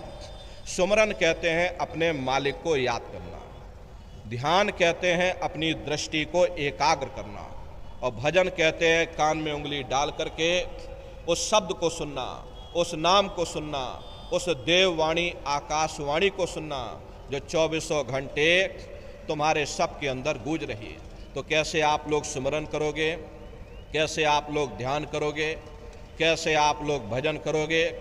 बहुत से नए प्रेमी भाई बहन यहाँ बैठे हुए हैं, तो सुमरन ध्यान भजन आपको कैसे करना है, बैठ करके आप सभी लोग अच्छी तरह से समझ लेना और फिर घर पर जा कर के आप लोग करिएगा। तो सबसे पहले देखो सुमरन कैसे किया जाएगा। सुमरन करने के लिए एक माला आप लोग ले लेना।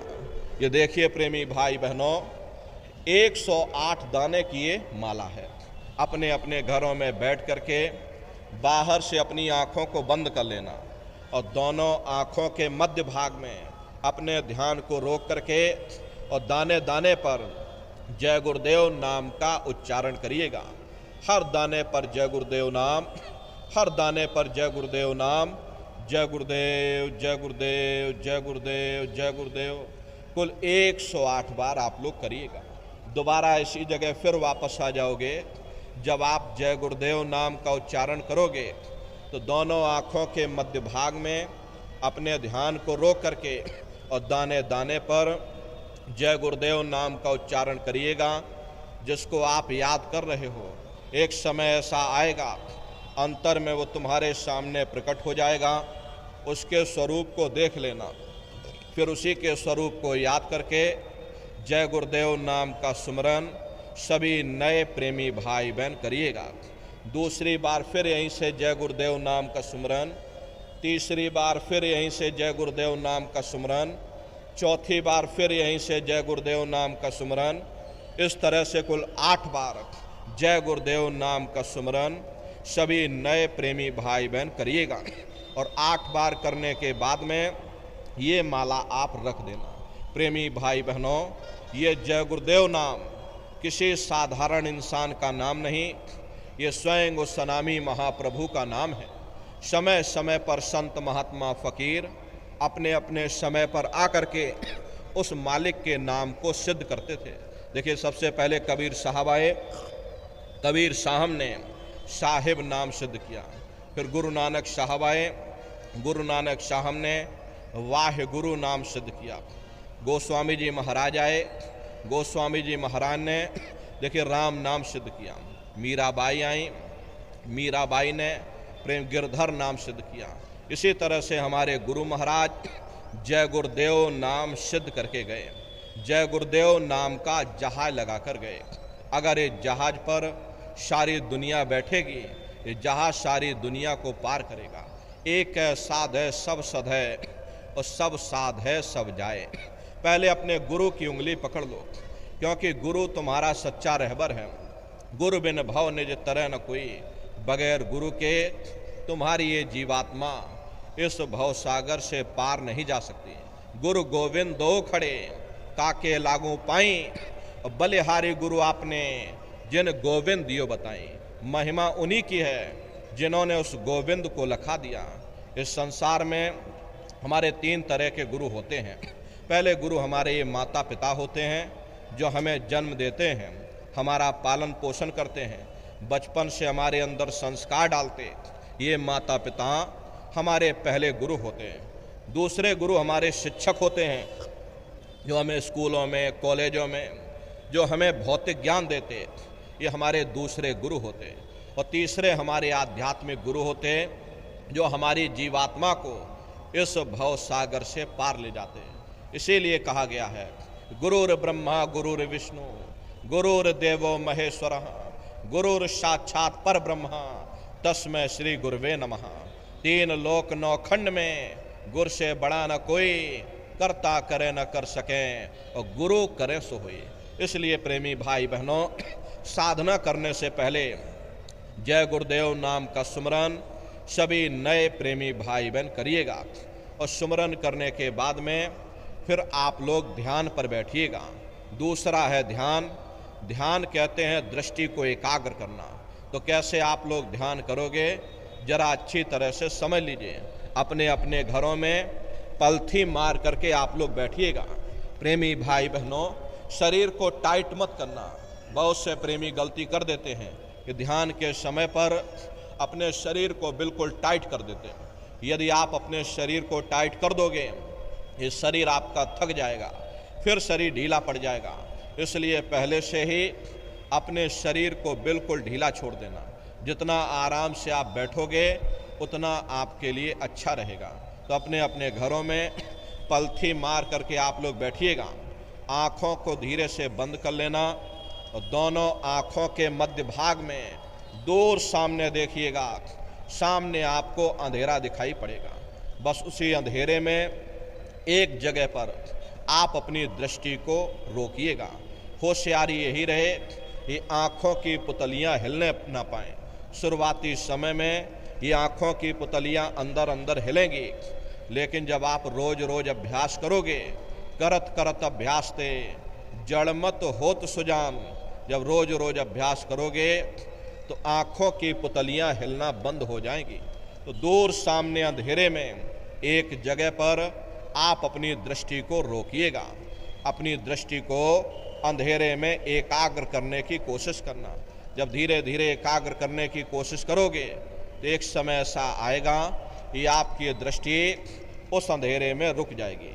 और जैसे ही आपकी दृष्टि उस अंधेरे में एकाग्र होगी तो सुई की नोक के बराबर काले में भी काला बिंदु, बड़ा चमकीला बिंदु होगा, तारे की तरह चम चम चम चम चमकेगा।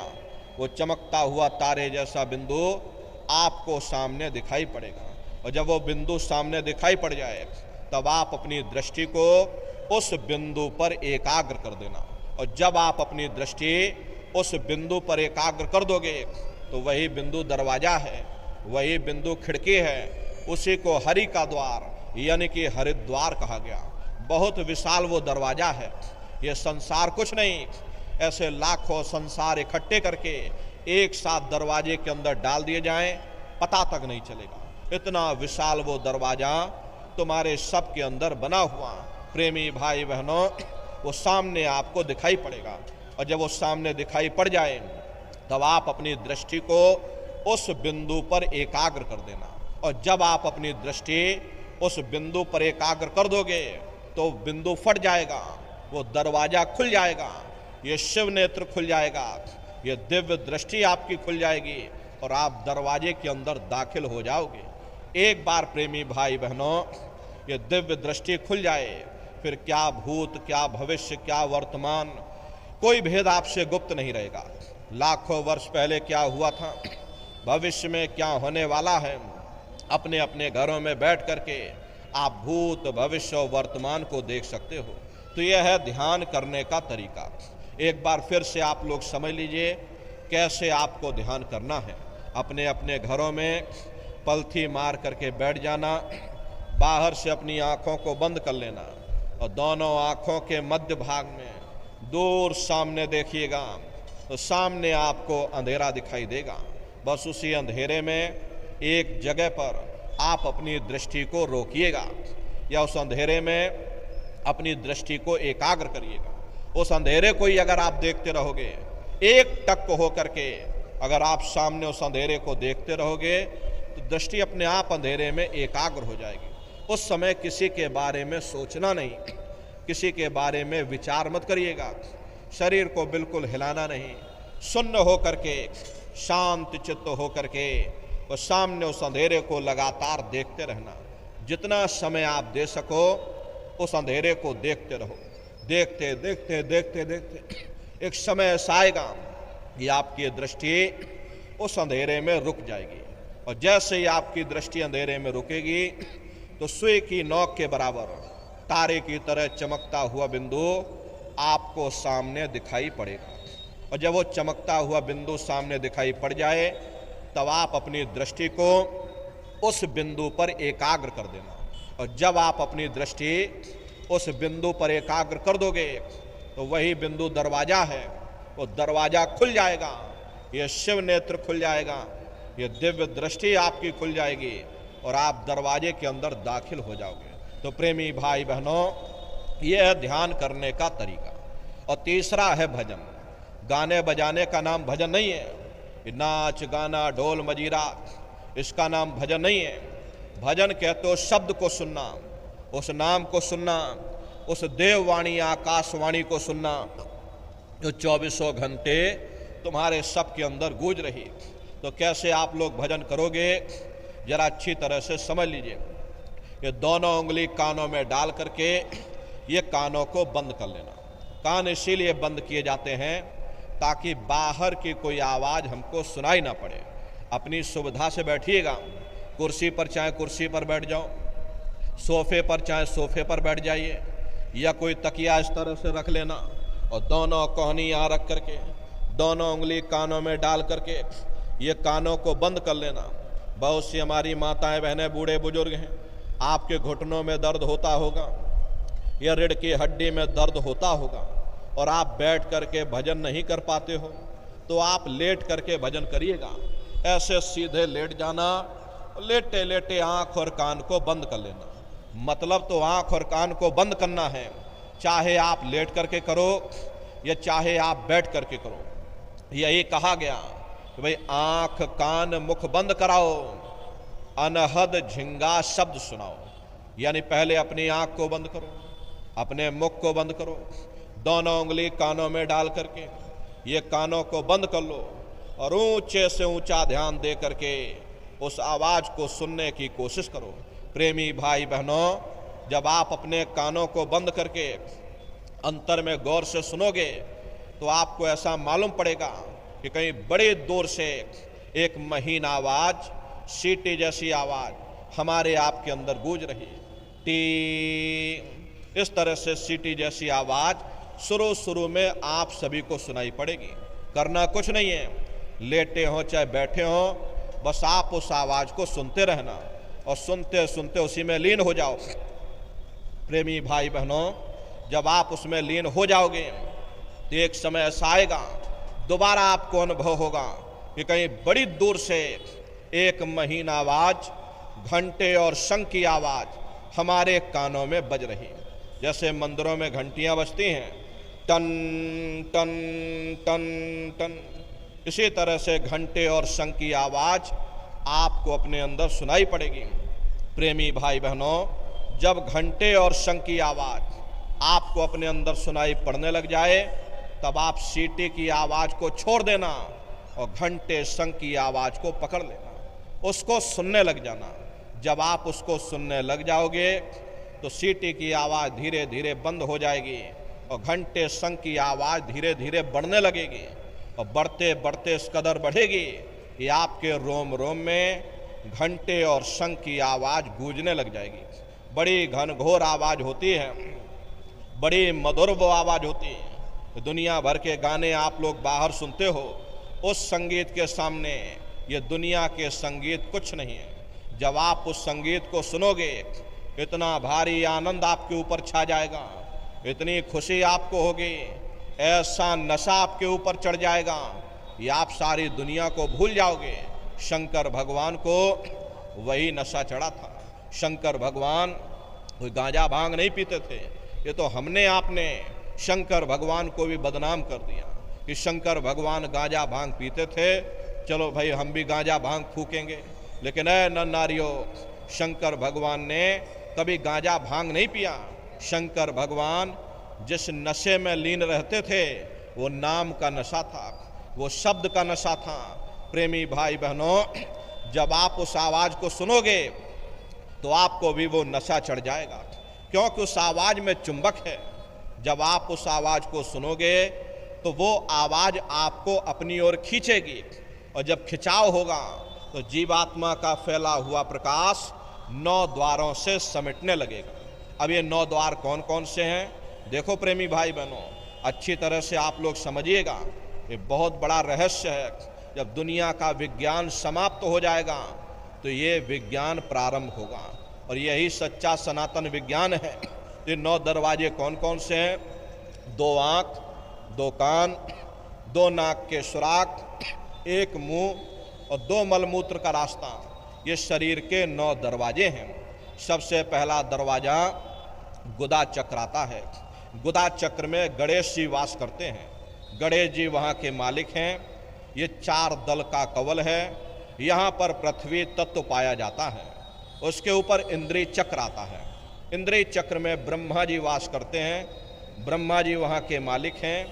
ये 6 दल का कवल है। यहाँ पर जल तत्व पाया जाता है। उसके ऊपर ये नाभि चक्र आता है। नाभि चक्र में विष्णु जी वास करते हैं। विष्णु जी यहाँ के मालिक हैं। ये 8 दल का कवल है। यहाँ पर अग्नि तत्व पाया जाता है। उसके ऊपर ये हृदय चक्र आता है। हृदय चक्र में शिव जी वास करते हैं। शिव जी यहाँ के मालिक हैं। 12 दल का कवल है। यहाँ पर वायु तत्व पाया जाता है। अरे वास तो वो ऊपरी मंडलों में, ऊपरी लोकों में वास करते हैं, लेकिन उनका प्रकाश, उनकी किरणें इन चक्रों पर फैलती हैं। तो उसी के ऊपर देखो ये कंठ चक्र आता है। यहाँ पर आद्या महाशक्ति की किरणें पड़ती हैं और आप सबसे ऊपर, तुम्हारी जीवात्मा सबसे ऊपर दोनों आँखों के मध्य भाग में बैठी है, जहाँ पर ये देवियाँ बिंदी लगाती हैं और पुरुष जहाँ पर ये टीका लगाते हैं। ये बिंदी और टीका यहाँ पर हम लोग इसीलिए लगाते हैं क्योंकि यहीं पर हमारी जीवात्मा बैठी है। प्रेमी भाई बहनों, इसी को 10वां द्वार कहा गया। अरे आप लोग रोज चौपाई गाते हो, मंगल भवन अमंगल हारी, द्रवं सुदशरथि अजर बिहारी। इसका अर्थ जरा समझने की कोशिश करो। प्रेमी भाई बहनों, ये शरीर तुम्हारा मंगल भवन है, तुम्हें अमंगलों से बचाने वाला, तुम्हें नरकों चौरासियों से बचाने वाला ये पंच भौतिक शरीर ही तुम्हारा मंगल भवन है। इस मंगल भवन के 10 दरवाजे हैं और 10वें दरवाजे पर ये अजर बिहारी यानी कि तुम्हारी जीवात्मा बैठी है और यहीं पर बैठ करके जीवात्मा अपने प्रकाश को 9 द्वारों में फैलाती है, जिससे तुम्हारा ये शरीर चलता है, तुम्हारे हाथ चलते हैं, तुम्हारे ये पैर चलते हैं। तो जब आप भजन करोगे, उस घंटे और शंख की आवाज को सुनोगे तो उस आवाज में चुंबक है। वो आवाज आपको अपनी ओर खींचेगी और जब खिंचाव होगा तो जीवात्मा का फैला हुआ प्रकाश 9 दरवाजों से समट करके यही 10वें दरवाजे पर इकट्ठा हो जाएगा। और जैसे ही सारी शक्ति, सारी चेतना सिमट करके यहाँ पर इकट्ठी हुई तो शब्द क्या काम करेगा? शब्द तुम्हारी जीवात्मा को खींच करके इस शरीर से बाहर कर देगा। फिर आप अपनी आंखों से देखिएगा कि हमारा शरीर ये है, हम ये खड़े। आप अपने शरीर से अलग हो जाओगे। जैसे चिड़िया होती है, चिड़िया घोंसले से निकल करके आसमानों की उड़ान भरती है और फिर अपने घोंसले में वापस आ जाती है। ऐसे ही तुम्हारी ये जीवात्मा, प्रेमी भाई बहनों, इस घोंसले से निकल करके ब्रह्मांडों की सैर करेगी, देवी देवताओं के दर्शन करेगी, भगवान राम के दर्शन करेगी, भगवान कृष्ण के दर्शन करेगी और घूम करके फिर अपने शरीर रूपी घोंसले में वापस चली आएगी। प्रेमी भाई बहनों, ये ब्रह्मा विष्णु महादेव जिनकी सारी दुनिया पूजा करती है, अरे आप सभी लोग ब्रह्मा विष्णु महादेव की पूजा करते हो। पूजा करते करते आपका ये जीवन बीत गया, लेकिन कभी तुमने विचार ये नहीं किया कि भाई जिनकी हम पूजा कर रहे, आखिर ये ब्रह्मा विष्णु महादेव कौन हैं? ये कहाँ पर रहते हैं? ये क्या काम करते हैं? इनके माँ बाप कौन हैं? भगवान राम कौन है? भगवान कृष्ण कौन है? ईश्वर कौन है? ब्रह्म कौन है? पर ब्रह्म कौन है? ये कहाँ पर रहते हैं? तो जरा संक्षिप्त में आप समझ लीजिए। प्रेमी भाई बहनों, जब आप भजन करोगे और घंटे और शंख की आवाज़ को सुनोगे तो उसी घंटे शंख की आवाज़ को पकड़ करके ये जीवात्मा ब्रह्मांडों की चढ़ाई करती है। पलक झपकते है जीवात्मा खरबों योजन ऊपर चली जाती है। ये चांद सूरज सितारों को पार करने के बाद में सबसे पहले जो आपको लोक मिलेगा उसे महात्माओं ने शिवलोक कहा। शिवलोक तमोगुणी स्थान है, वहाँ के मालिक शिव जी हैं, वो पार्वती जी के साथ उस लोक में विराजमान हैं।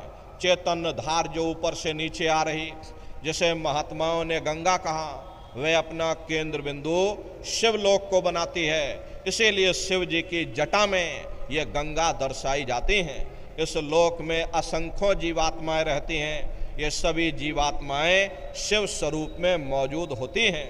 जब आप वहाँ पहुँचोगे, शिव जी का जब दर्शन करोगे तो आपका स्वरूप भी शिव के समान यानी शिव स्वरूप हो जाएगा।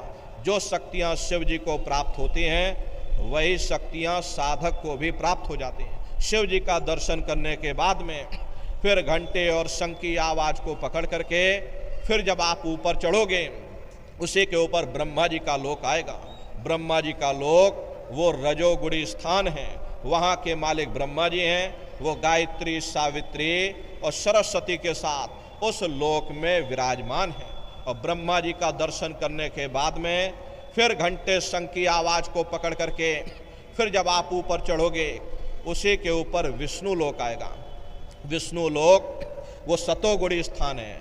वहाँ के मालिक विष्णु जी हैं। उनका बड़ा मनमोहक स्वरूप है।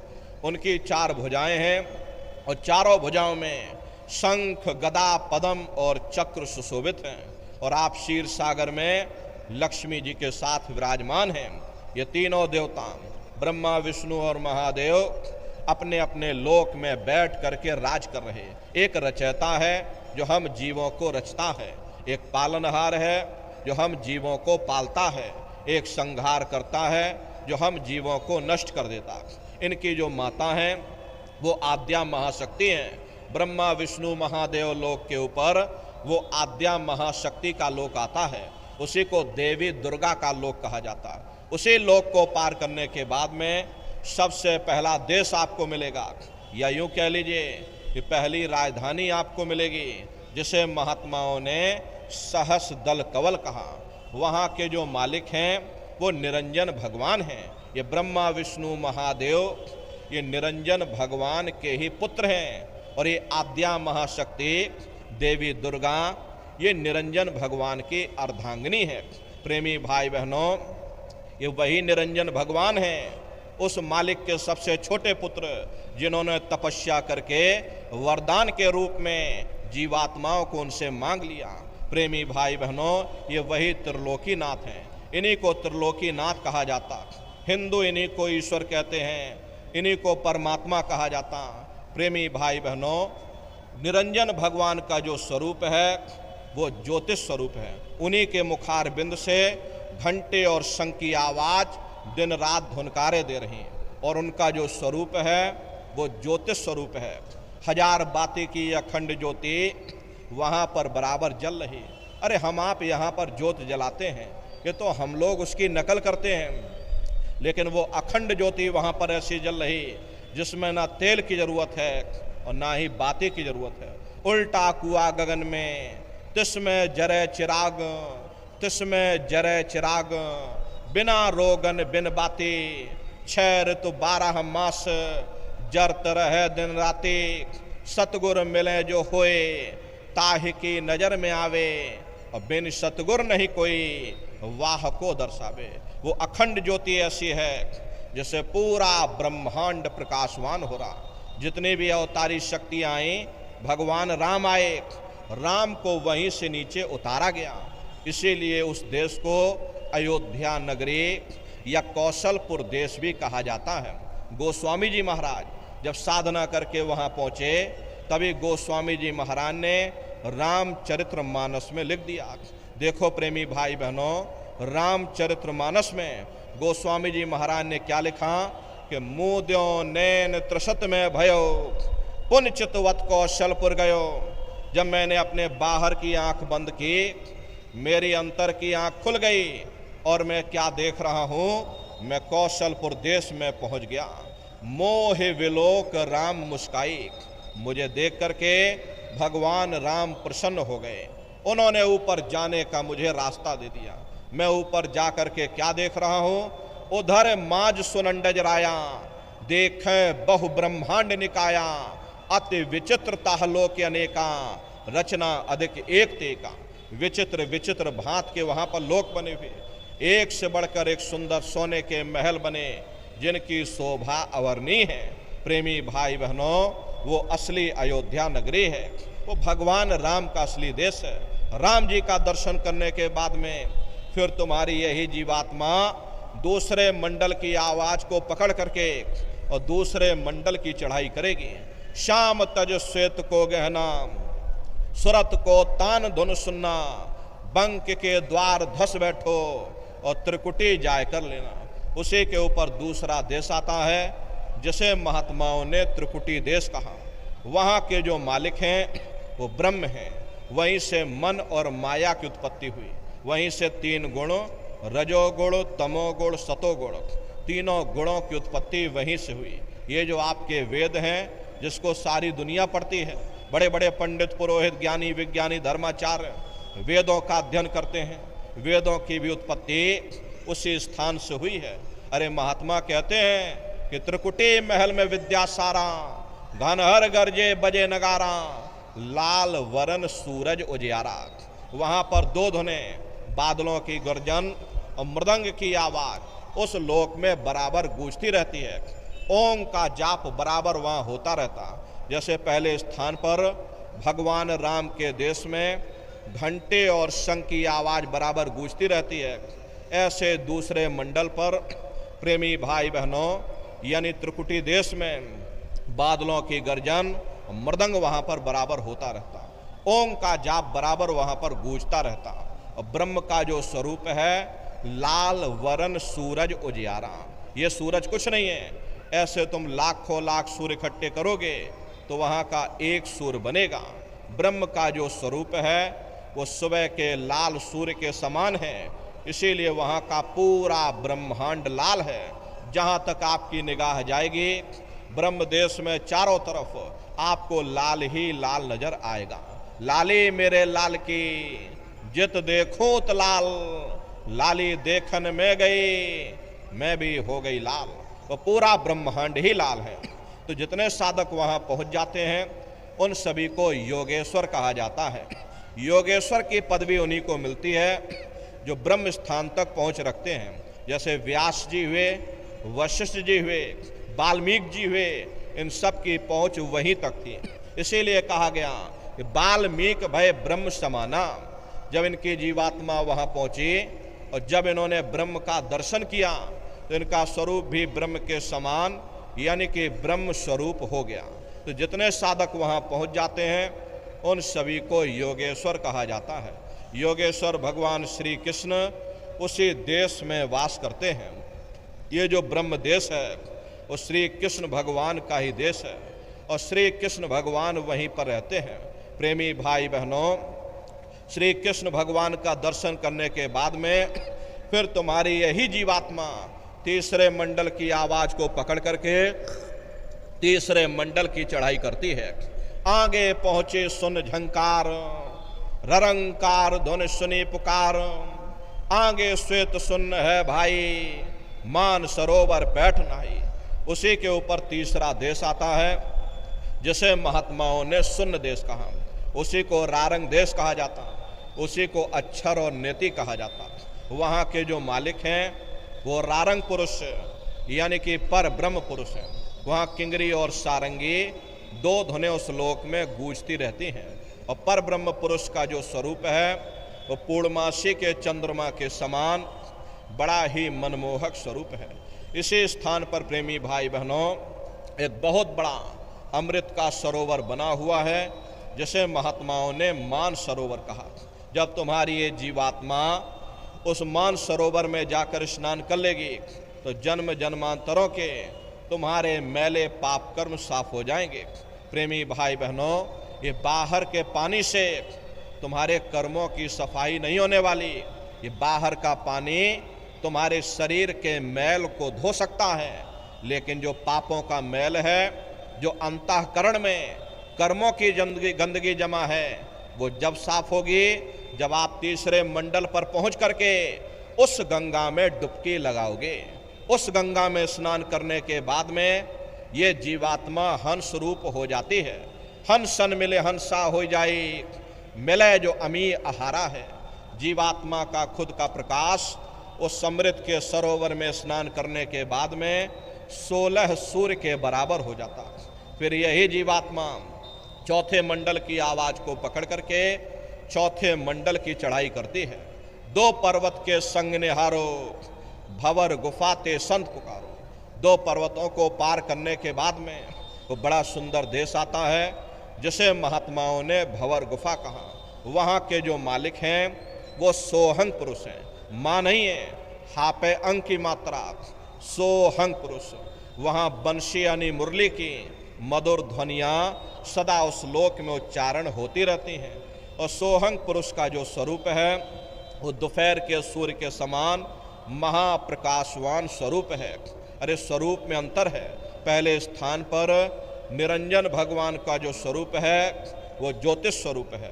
दूसरे स्थान पर ब्रह्म का जो स्वरूप है वो सुबह के लाल सूर्य के समान है। तीसरे स्थान पर ब्रह्म पुरुष का जो स्वरूप है वो पूर्णमासी के चंद्रमा के समान है। चौथे स्थान पर सोहंग पुरुष का जो स्वरूप है वो दोपहर के सूर्य के समान महाप्रकाशवान स्वरूप है। और वहाँ के धनी का दर्शन करने के बाद में ताके परे धाम सतनामा और बीन बजे सतलोक ठिकाना। सोहंग देश के ऊपर वो 5वां देश आता है जिसे महात्माओं ने सचखंड देश कहा। वो सचखंड देश अजर अमर अविनाशी सदा एक रस रहने वाला देश है। वहाँ न काल है, न कर्म है, न दुख है, न संताप है, न पुण्य है, न पाप है।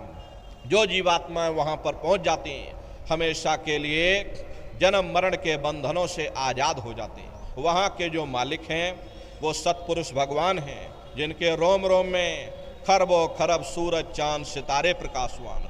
वही हमारे आपके सच्चे मालिक हैं, वही हमारे आपके सच्चे पिता हैं। अरे हमको आपको वहीं से नीचे उतारा गया, फिर शब्द को पकड़ करके शब्द शब्द पौड़ी पर चढ़कर पहुँचो सचखंड सतनाम। तो शब्द कब पकड़ में आएगा? जब आप लोग भजन करोगे। और भजन कैसे किया जाएगा जरा अच्छी तरह से समझ लीजिए। ये आँख और कान को बंद करिएगा लेकिन मन को रोकिएगा। ऐसे समय पर तुम्हारा ये मन जरूर भागेगा। अभी आप यहाँ सत्संग में बैठे हो, शरीर भले तुम्हारा यहाँ बैठा लेकिन मन सारी दुनिया में भाग रहा। अब किसी को बैठे बैठे बाल बच्चों की याद आ गई, मन बाल बच्चों में पहुँच गया। किसी को घर परिवार की याद आ गई, मन घर परिवार में पहुँच गया। किसी को दुकान दफ्तर की याद आ गई, मन दुकान दफ्तर में पहुंच गया, कोई यहाँ बैठे बैठे धान की रुपाई कर रहा। प्रेमी भाई बहनों, तो ऐसे भजन से कोई लाभ नहीं होगा। जिन्होंने मार मन डाला उन्हीं को सूरमा कहना, बड़ा बैरी ये मन घट में, इसी का जीतना कठिना। अगर दुनिया में कोई हमारा दुश्मन है तो वह केवल तुम्हारा अपना मन है। ये मन रूपी रावण कब मरेगा? जब 9 द्वारों से फतेह हासिल करके तुम यहाँ 10वें द्वार पर चढ़ जाओगे, तब सही मायने में दशहरा मनाई जाएगी। ये बाहर की दशहरा नहीं है जो लकड़ी का रावण बना देते हो और फूंक फांक करके घर चले आते, कहते भाई हमने रावण मार दिया। अरे महात्माओं ने कहा था भाई सही मायने में तुम दशहरा कब मनाओगे? जब 9 द्वारों पर फतेह हासिल करके तुम यहाँ 10वें द्वार पर चढ़ जाओगे, तब सही मायने में विजयदशमी मनाई जाएगी। तब ये मन रूपी रावण तुम्हारा मरेगा और तब तुम्हारी ये जीवात्मा शब्द को पकड़ करके मंडल दर मंडल अपने घर वापस पहुंचेगी। तो प्रेमी भाई बहनों, कैसे भजन करोगे जरा अच्छी तरह से समझ लीजिए। ये दोनों उंगली कानों में डाल करके एक कानों को बंद कर लेना, आंख को धीरे से बंद करिए। यही कहा गया कि आंख कान मुख बंद कराओ, अनहद झिंगा शब्द सुनाओ। यानी पहले अपनी आंख को बंद करो, अपने मुख को बंद करो।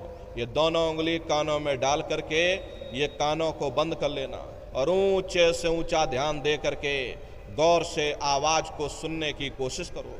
प्रेमी भाई बहनों, जब ध्यान दे करके गौर से सुनोगे तो शुरू में आपको ऐसा अनुभव होगा कि कहीं सीटी जैसी आवाज हमारे कानों में बज रही, टी, इस तरह से सीटी जैसी आवाज शुरू में आप सभी को सुनाई पड़ेगी। करना कुछ नहीं है, लेटे हो चाहे बैठे हो, बस आप उस आवाज को सुनते रहना और सुनते सुनते उसी में लीन हो जाओ। जब आप उसमें लीन हो जाओगे तो कुछ समय बाद में दोबारा आपको अनुभव होगा कि कहीं बड़ी दूर से एक महीन आवाज, घंटे और शंख की आवाज हमारे कानों में बज रही। जैसे मंदिरों में घंटियां बजती हैं, टन टन टन टन, इसी तरह से घंटे और शंख की आवाज आपको अपने अंदर सुनाई पड़ेगी। प्रेमी भाई बहनों, जब घंटे और शंख की आवाज आपको अपने अंदर सुनाई पड़ने लग जाए, तब आप सीटी की आवाज को धीरे से छोड़ देना और घंटे शंख की आवाज को पकड़ लेना, उसको सुनने लग जाना। जब आप उसको सुनने लग जाओगे तो वो आवाज धीरे धीरे बढ़ना शुरू होगी और एक समय ऐसा आएगा, इस कदर वो आवाज बढ़ेगी, प्रेमी भाई बहनों, आपको खींच करके शरीर से बाहर कर देगी। रोज आना, रोज जाना, रोज ब्रह्मांडों की सैर करना, रोज देवी देवताओं के दर्शन करना, रोज भगवान राम के दर्शन करना, रोज घर बैठे भगवान कृष्ण के दर्शन करना और घूम करके फिर अपने शरीर रूपी घोंसले में वापस चले आना। तो सुमरन, ध्यान और भजन 3 क्रियाएं आपको बताई गई, नित्य नियम से आप लोग करिएगा। और प्रेमी भाई बहनों, आपसे हमारी प्रार्थना है कि आप सभी लोग शाकाहारी रहिएगा, क्योंकि हमारे गुरु महाराज ने शाकाहार पर विशेष जोर दिया। गुरु महाराज हमारे कहते थे कि बच्चे बच्चियों, तुम लोग शाकाहारी रहना, शाकाहार का प्रचार करते रहना, इसी से देश और दुनिया में भारी परिवर्तन होगा। प्रेमी भाई बहनों, परिवर्तन कोई कानून बनाने से नहीं होगा, परिवर्तन कोई आंदोलन करने से नहीं होगा, परिवर्तन कोई तोड़फोड़ करने से नहीं होगा। परिवर्तन तब होगा जब लोगों के विचार बदलेंगे, लोगों की भावनाएं बदलेंगी, और विचार जब बदलेंगे जब लोगों का खान पान शुद्ध होगा। देसी कहावत है, जैसा खाए अन्न वैसा होए मन। जब इंसान पशुव्रती भोजन करेगा तो उसकी बुद्धि स्वतः ही पशुओं जैसी हो जाएगी। फिर जिस शराब के नशे में माँ बहन बेटी की पहचान खत्म हो जाए, उस शराब को पी करके यह कैसे पता चलेगा कि क्या अच्छा और क्या बुरा है। यही कारण है कि आज घर समाज में ये दुनिया भर के अत्याचार और दुनिया भर के व्यभिचार फैले हुए। अरे हम लोग देखिए मंदिर बनवाते हैं, उन मंदिरों में नहा धो करके जाते हैं, कहते भाई परमात्मा के रहने की जगह है, हमको नहा धो करके जाना चाहिए, फूल अगरबत्ती ले जाना चाहिए। कोई उन मंदिरों में कूड़ा कचड़ा नहीं डालता। अगर तुम कूड़ा कचड़ा डालोगे आपस में लाठियां चल जाएंगे। फिर ये जो हरि मंदिर है, ये पंच भौतिक शरीर जिसे महात्माओं ने हरि मंदिर कहा, इसमें हम आप हाड़ मांस के लोथड़े डालते हैं, शराब के कतरे डालते हैं, मुर्गा मुर्गी काट करके डाल रहे, अपने बनाए हुए ईंट गारे के मंदिर की हम आप कद्र करते हैं, और परमात्मा के बनाए हुए इस मानव मंदिर को तुमने जीते जी कब्रिस्तान बना दिया तो सख्त सजा मिलेगी। महात्माओं ने लिखा है, तिल भर मच्छी खाए के कोट गऊ दे दान, काशी करवट जा मरे निश्चय नरक निदान। यदि तिल भर भी मच्छी खा करके फिर चाहे कोटान कोट तुम गऊओं का दान करो और काशी में जा करके मत्था रगड़ते रगड़ते अपनी पूरी जिंदगी वहां पर गुजार दो, फिर भी तुमको तुम्हारे गुनाहों की सजा मिलेगी, कोई बच नहीं सकता। क्योंकि ये कर्म भूमि है, यहाँ तुम जैसा कर्म करोगे वैसा फल तुमको मिलेगा। देखिए इस कर्म भूमि पर कृष्ण भगवान तक नहीं बच पाए, उस समय बाली को छिप करके बाण मारा, वही बाली कृष्ण अवतार में बहेलिया बन करके आ गया। कृष्ण भगवान के पैरों में पद्म चमकता था, हिरण की आंख समझ करके बहेलिये ने निशाना मार दिया, और जब पास में आकर के देखा कृष्ण भगवान थे, अफसोस करने लगे। लेकिन कृष्ण भगवान ने उसको समझाया कि भाई इसमें तुम्हारा कोई दोष नहीं, उस समय हमने तुमको मारा, आज तुमने हमको मार दिया, हमारा तुम्हारा अदला बदला पूरा हो गया। कर्म प्रधान विश्व रच राखा, जो जस करे सो तस फल चाखा। ये कर्मों का ऐसा देश है, यहाँ तुम जैसे बीज बोगे वैसी फसल काटोगे। इसलिए प्रेमी भाई बहनों, हमारी आपसे प्रार्थना है कि आप सभी लोग शाकाहारी रहिएगा। ये तरह तरह की बीमारियां जो आज के समय में आ रही हैं, इसका मुख्य कारण एक ही है, लोगों का खान पान गंदा हो गया। अरे आप अपनी बुद्धि से विचार करिए, इंसानों के खून में जब जानवरों का खून मिल जाएगा, इंसानों के अंदर जब जानवरों के कीटाणु पहुंच जाएंगे, तो न जानवरों की दवा काम में आएगी न इंसानों की दवा काम में आएगी, तो परिणाम क्या होगा? ऐसी महामारियां फैलेंगी। हमारे गुरु महाराज सन 70 के दशक में ये भविष्यवाणी किया करते थे, बच्चा आगे नई नई बीमारी आएंगी, पहले बीमारियों की हवा चलेगी, फिर बीमारियों की आंधी आएगी, फिर बीमारियों का तूफान आएगा। प्रेमी भाई बहनों, वही समय देखने को मिल रहा। अभी कोरोना के समय में आपने देखा, न जाने कितने लोग चले गए। प्रेमी भाई बहनों, ये तरह तरह की बीमारी, दुनिया भर का रोग धोग, प्रेमी भाई बहनों, ये सिर्फ हमारे गलत खान पान के कारण है। अगर हम आप गलत खान पान छोड़ दें, निश्चय ही प्रेमी भाई बहनों रोग धोग से बचा जा सकता है। इसलिए हमारी आपसे प्रार्थना है कि आप सभी लोग शाकाहारी रहना। कोई ऐसा नशा मत करो जिससे बुद्धि तुम्हारी पागल हो जाए और घर में माँ बहन बेटी की पहचान खो दो। अरे आप अपने आप को कट्टर हिंदू मानते हो, अरे भाई हम कट्टर हिंदू हैं, हमसे बड़ा सनातनी दुनिया में कोई नहीं। हम भगवान राम को मानने वाले, हम बजरंग बली को मानने वाले, हम भगवान कृष्ण को मानने वाले, हम महात्मा बुद्ध को मानने वाले। अरे भाई आप राम को मानते हो, आप कृष्ण को मानते हो, तो उनके आदर्शों पर भी चलना सीखो।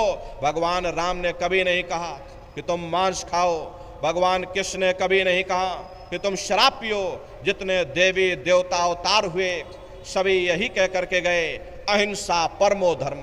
अगर हमने किसी को बनाया नहीं तो मिटाने का अधिकार हमारे पास नहीं। अरे आप इंसान हो, इंसान का काम है दया करने का, दया धर्म का मूल है। इसलिए आप जीवों पर रहम करो, रूहों पर रहम करो। सभी लोग शाकाहारी रहना और शाकाहार का प्रचार अपने अपने क्षेत्रों में बराबर आप सभी लोग करते रहिएगा। और देखो प्रेमी भाई बहनों, गुरु पूर्णिमा के इस महापावन पुनीत पर्व पर आप सभी लोग संकल्प लेकर के जाइएगा। हमारे गुरु महाराज ने देखिए इतनी मेहनत की, 116 वर्ष की आयु तक अथक मेहनत और परिश्रम किया। गुरु महाराज ने अपने संदेशों को जन जन के बीच में पहुंचाया है। प्रेमी भाई बहनों, गुरु महाराज के संदेशों को जन जन के बीच में पहुंचाने की जिम्मेदारी हम सभी प्रेमी भाई बहनों की है, क्योंकि हम सभी लोग अपने गुरु महाराज के जलाए हुए चिराग हैं। अगर एक एक चिराग एक एक गांव में पहुंच जाएगा, ये पूरा गांव प्रकाशवान हो जाएगा, ये समाज प्रकाशवान हो जाएगा। इसीलिए गुरु महाराज के संदेशों को जन जन के बीच में आप लोग पहुंचाते रहिएगा। गुरु पूर्णिमा के इस महापावन पुनीत पर्व पर ये संकल्प लेकर के जाइएगा कि हम अपने प्यारे सतगुरु की आवाज़ को जन जन के बीच में पहुंचाएंगे। एक एक गोद सभी प्रेमी भाई बहन गोद लेकर के गुरु महाराज के संदेशों को आवाम जनमानस के बीच में बराबर पहुंचाते रहिएगा। और देखो प्रेमी भाई बहनों, अभी गुरु महाराज यानी कि पूज्य दादा गुरु महाराज का ये वार्षिक पावन भंडारा 28 नवंबर से और 2 दिसंबर तक यही मथुरा दरबार में मनाया जाएगा। तारीख आप सभी लोग याद रखिएगा, 28 नवंबर से 2 दिसंबर तक पूज्य दादा गुरु महाराज का ये पावन भंडारा होने जा रहा। तो आप सभी प्रेमी भाई बहन गुरु पूर्णिमा के अवसर पर संकल्प लेकर के जाइएगा कि हम पूज्य दादा गुरु महाराज के इस पावन भंडारे के कार्यक्रम में एक एक नए प्रेमी भाई बहन को लेकर के आएंगे। अरे आपके सहयोग से एक भी जीव जाग गया, उसका खान पान सुधर गया, उसका लाभ आपको परमार्थ में मिलेगा, उसका तो लाभ होगा ही, आपको भी परमार्थ में उसका लाभ मिलेगा। ये बहुत बड़ी सेवा आप प्रेमी भाई बहनों के लिए है। तो आप प्रेमी भाई बहन गुरु पूर्णिमा के अवसर पर ये संकल्प लेकर के जाइएगा कि गुरु महाराज की दया कृपा से हम एक एक नए प्रेमियों को दरबार में लेकर के आएंगे।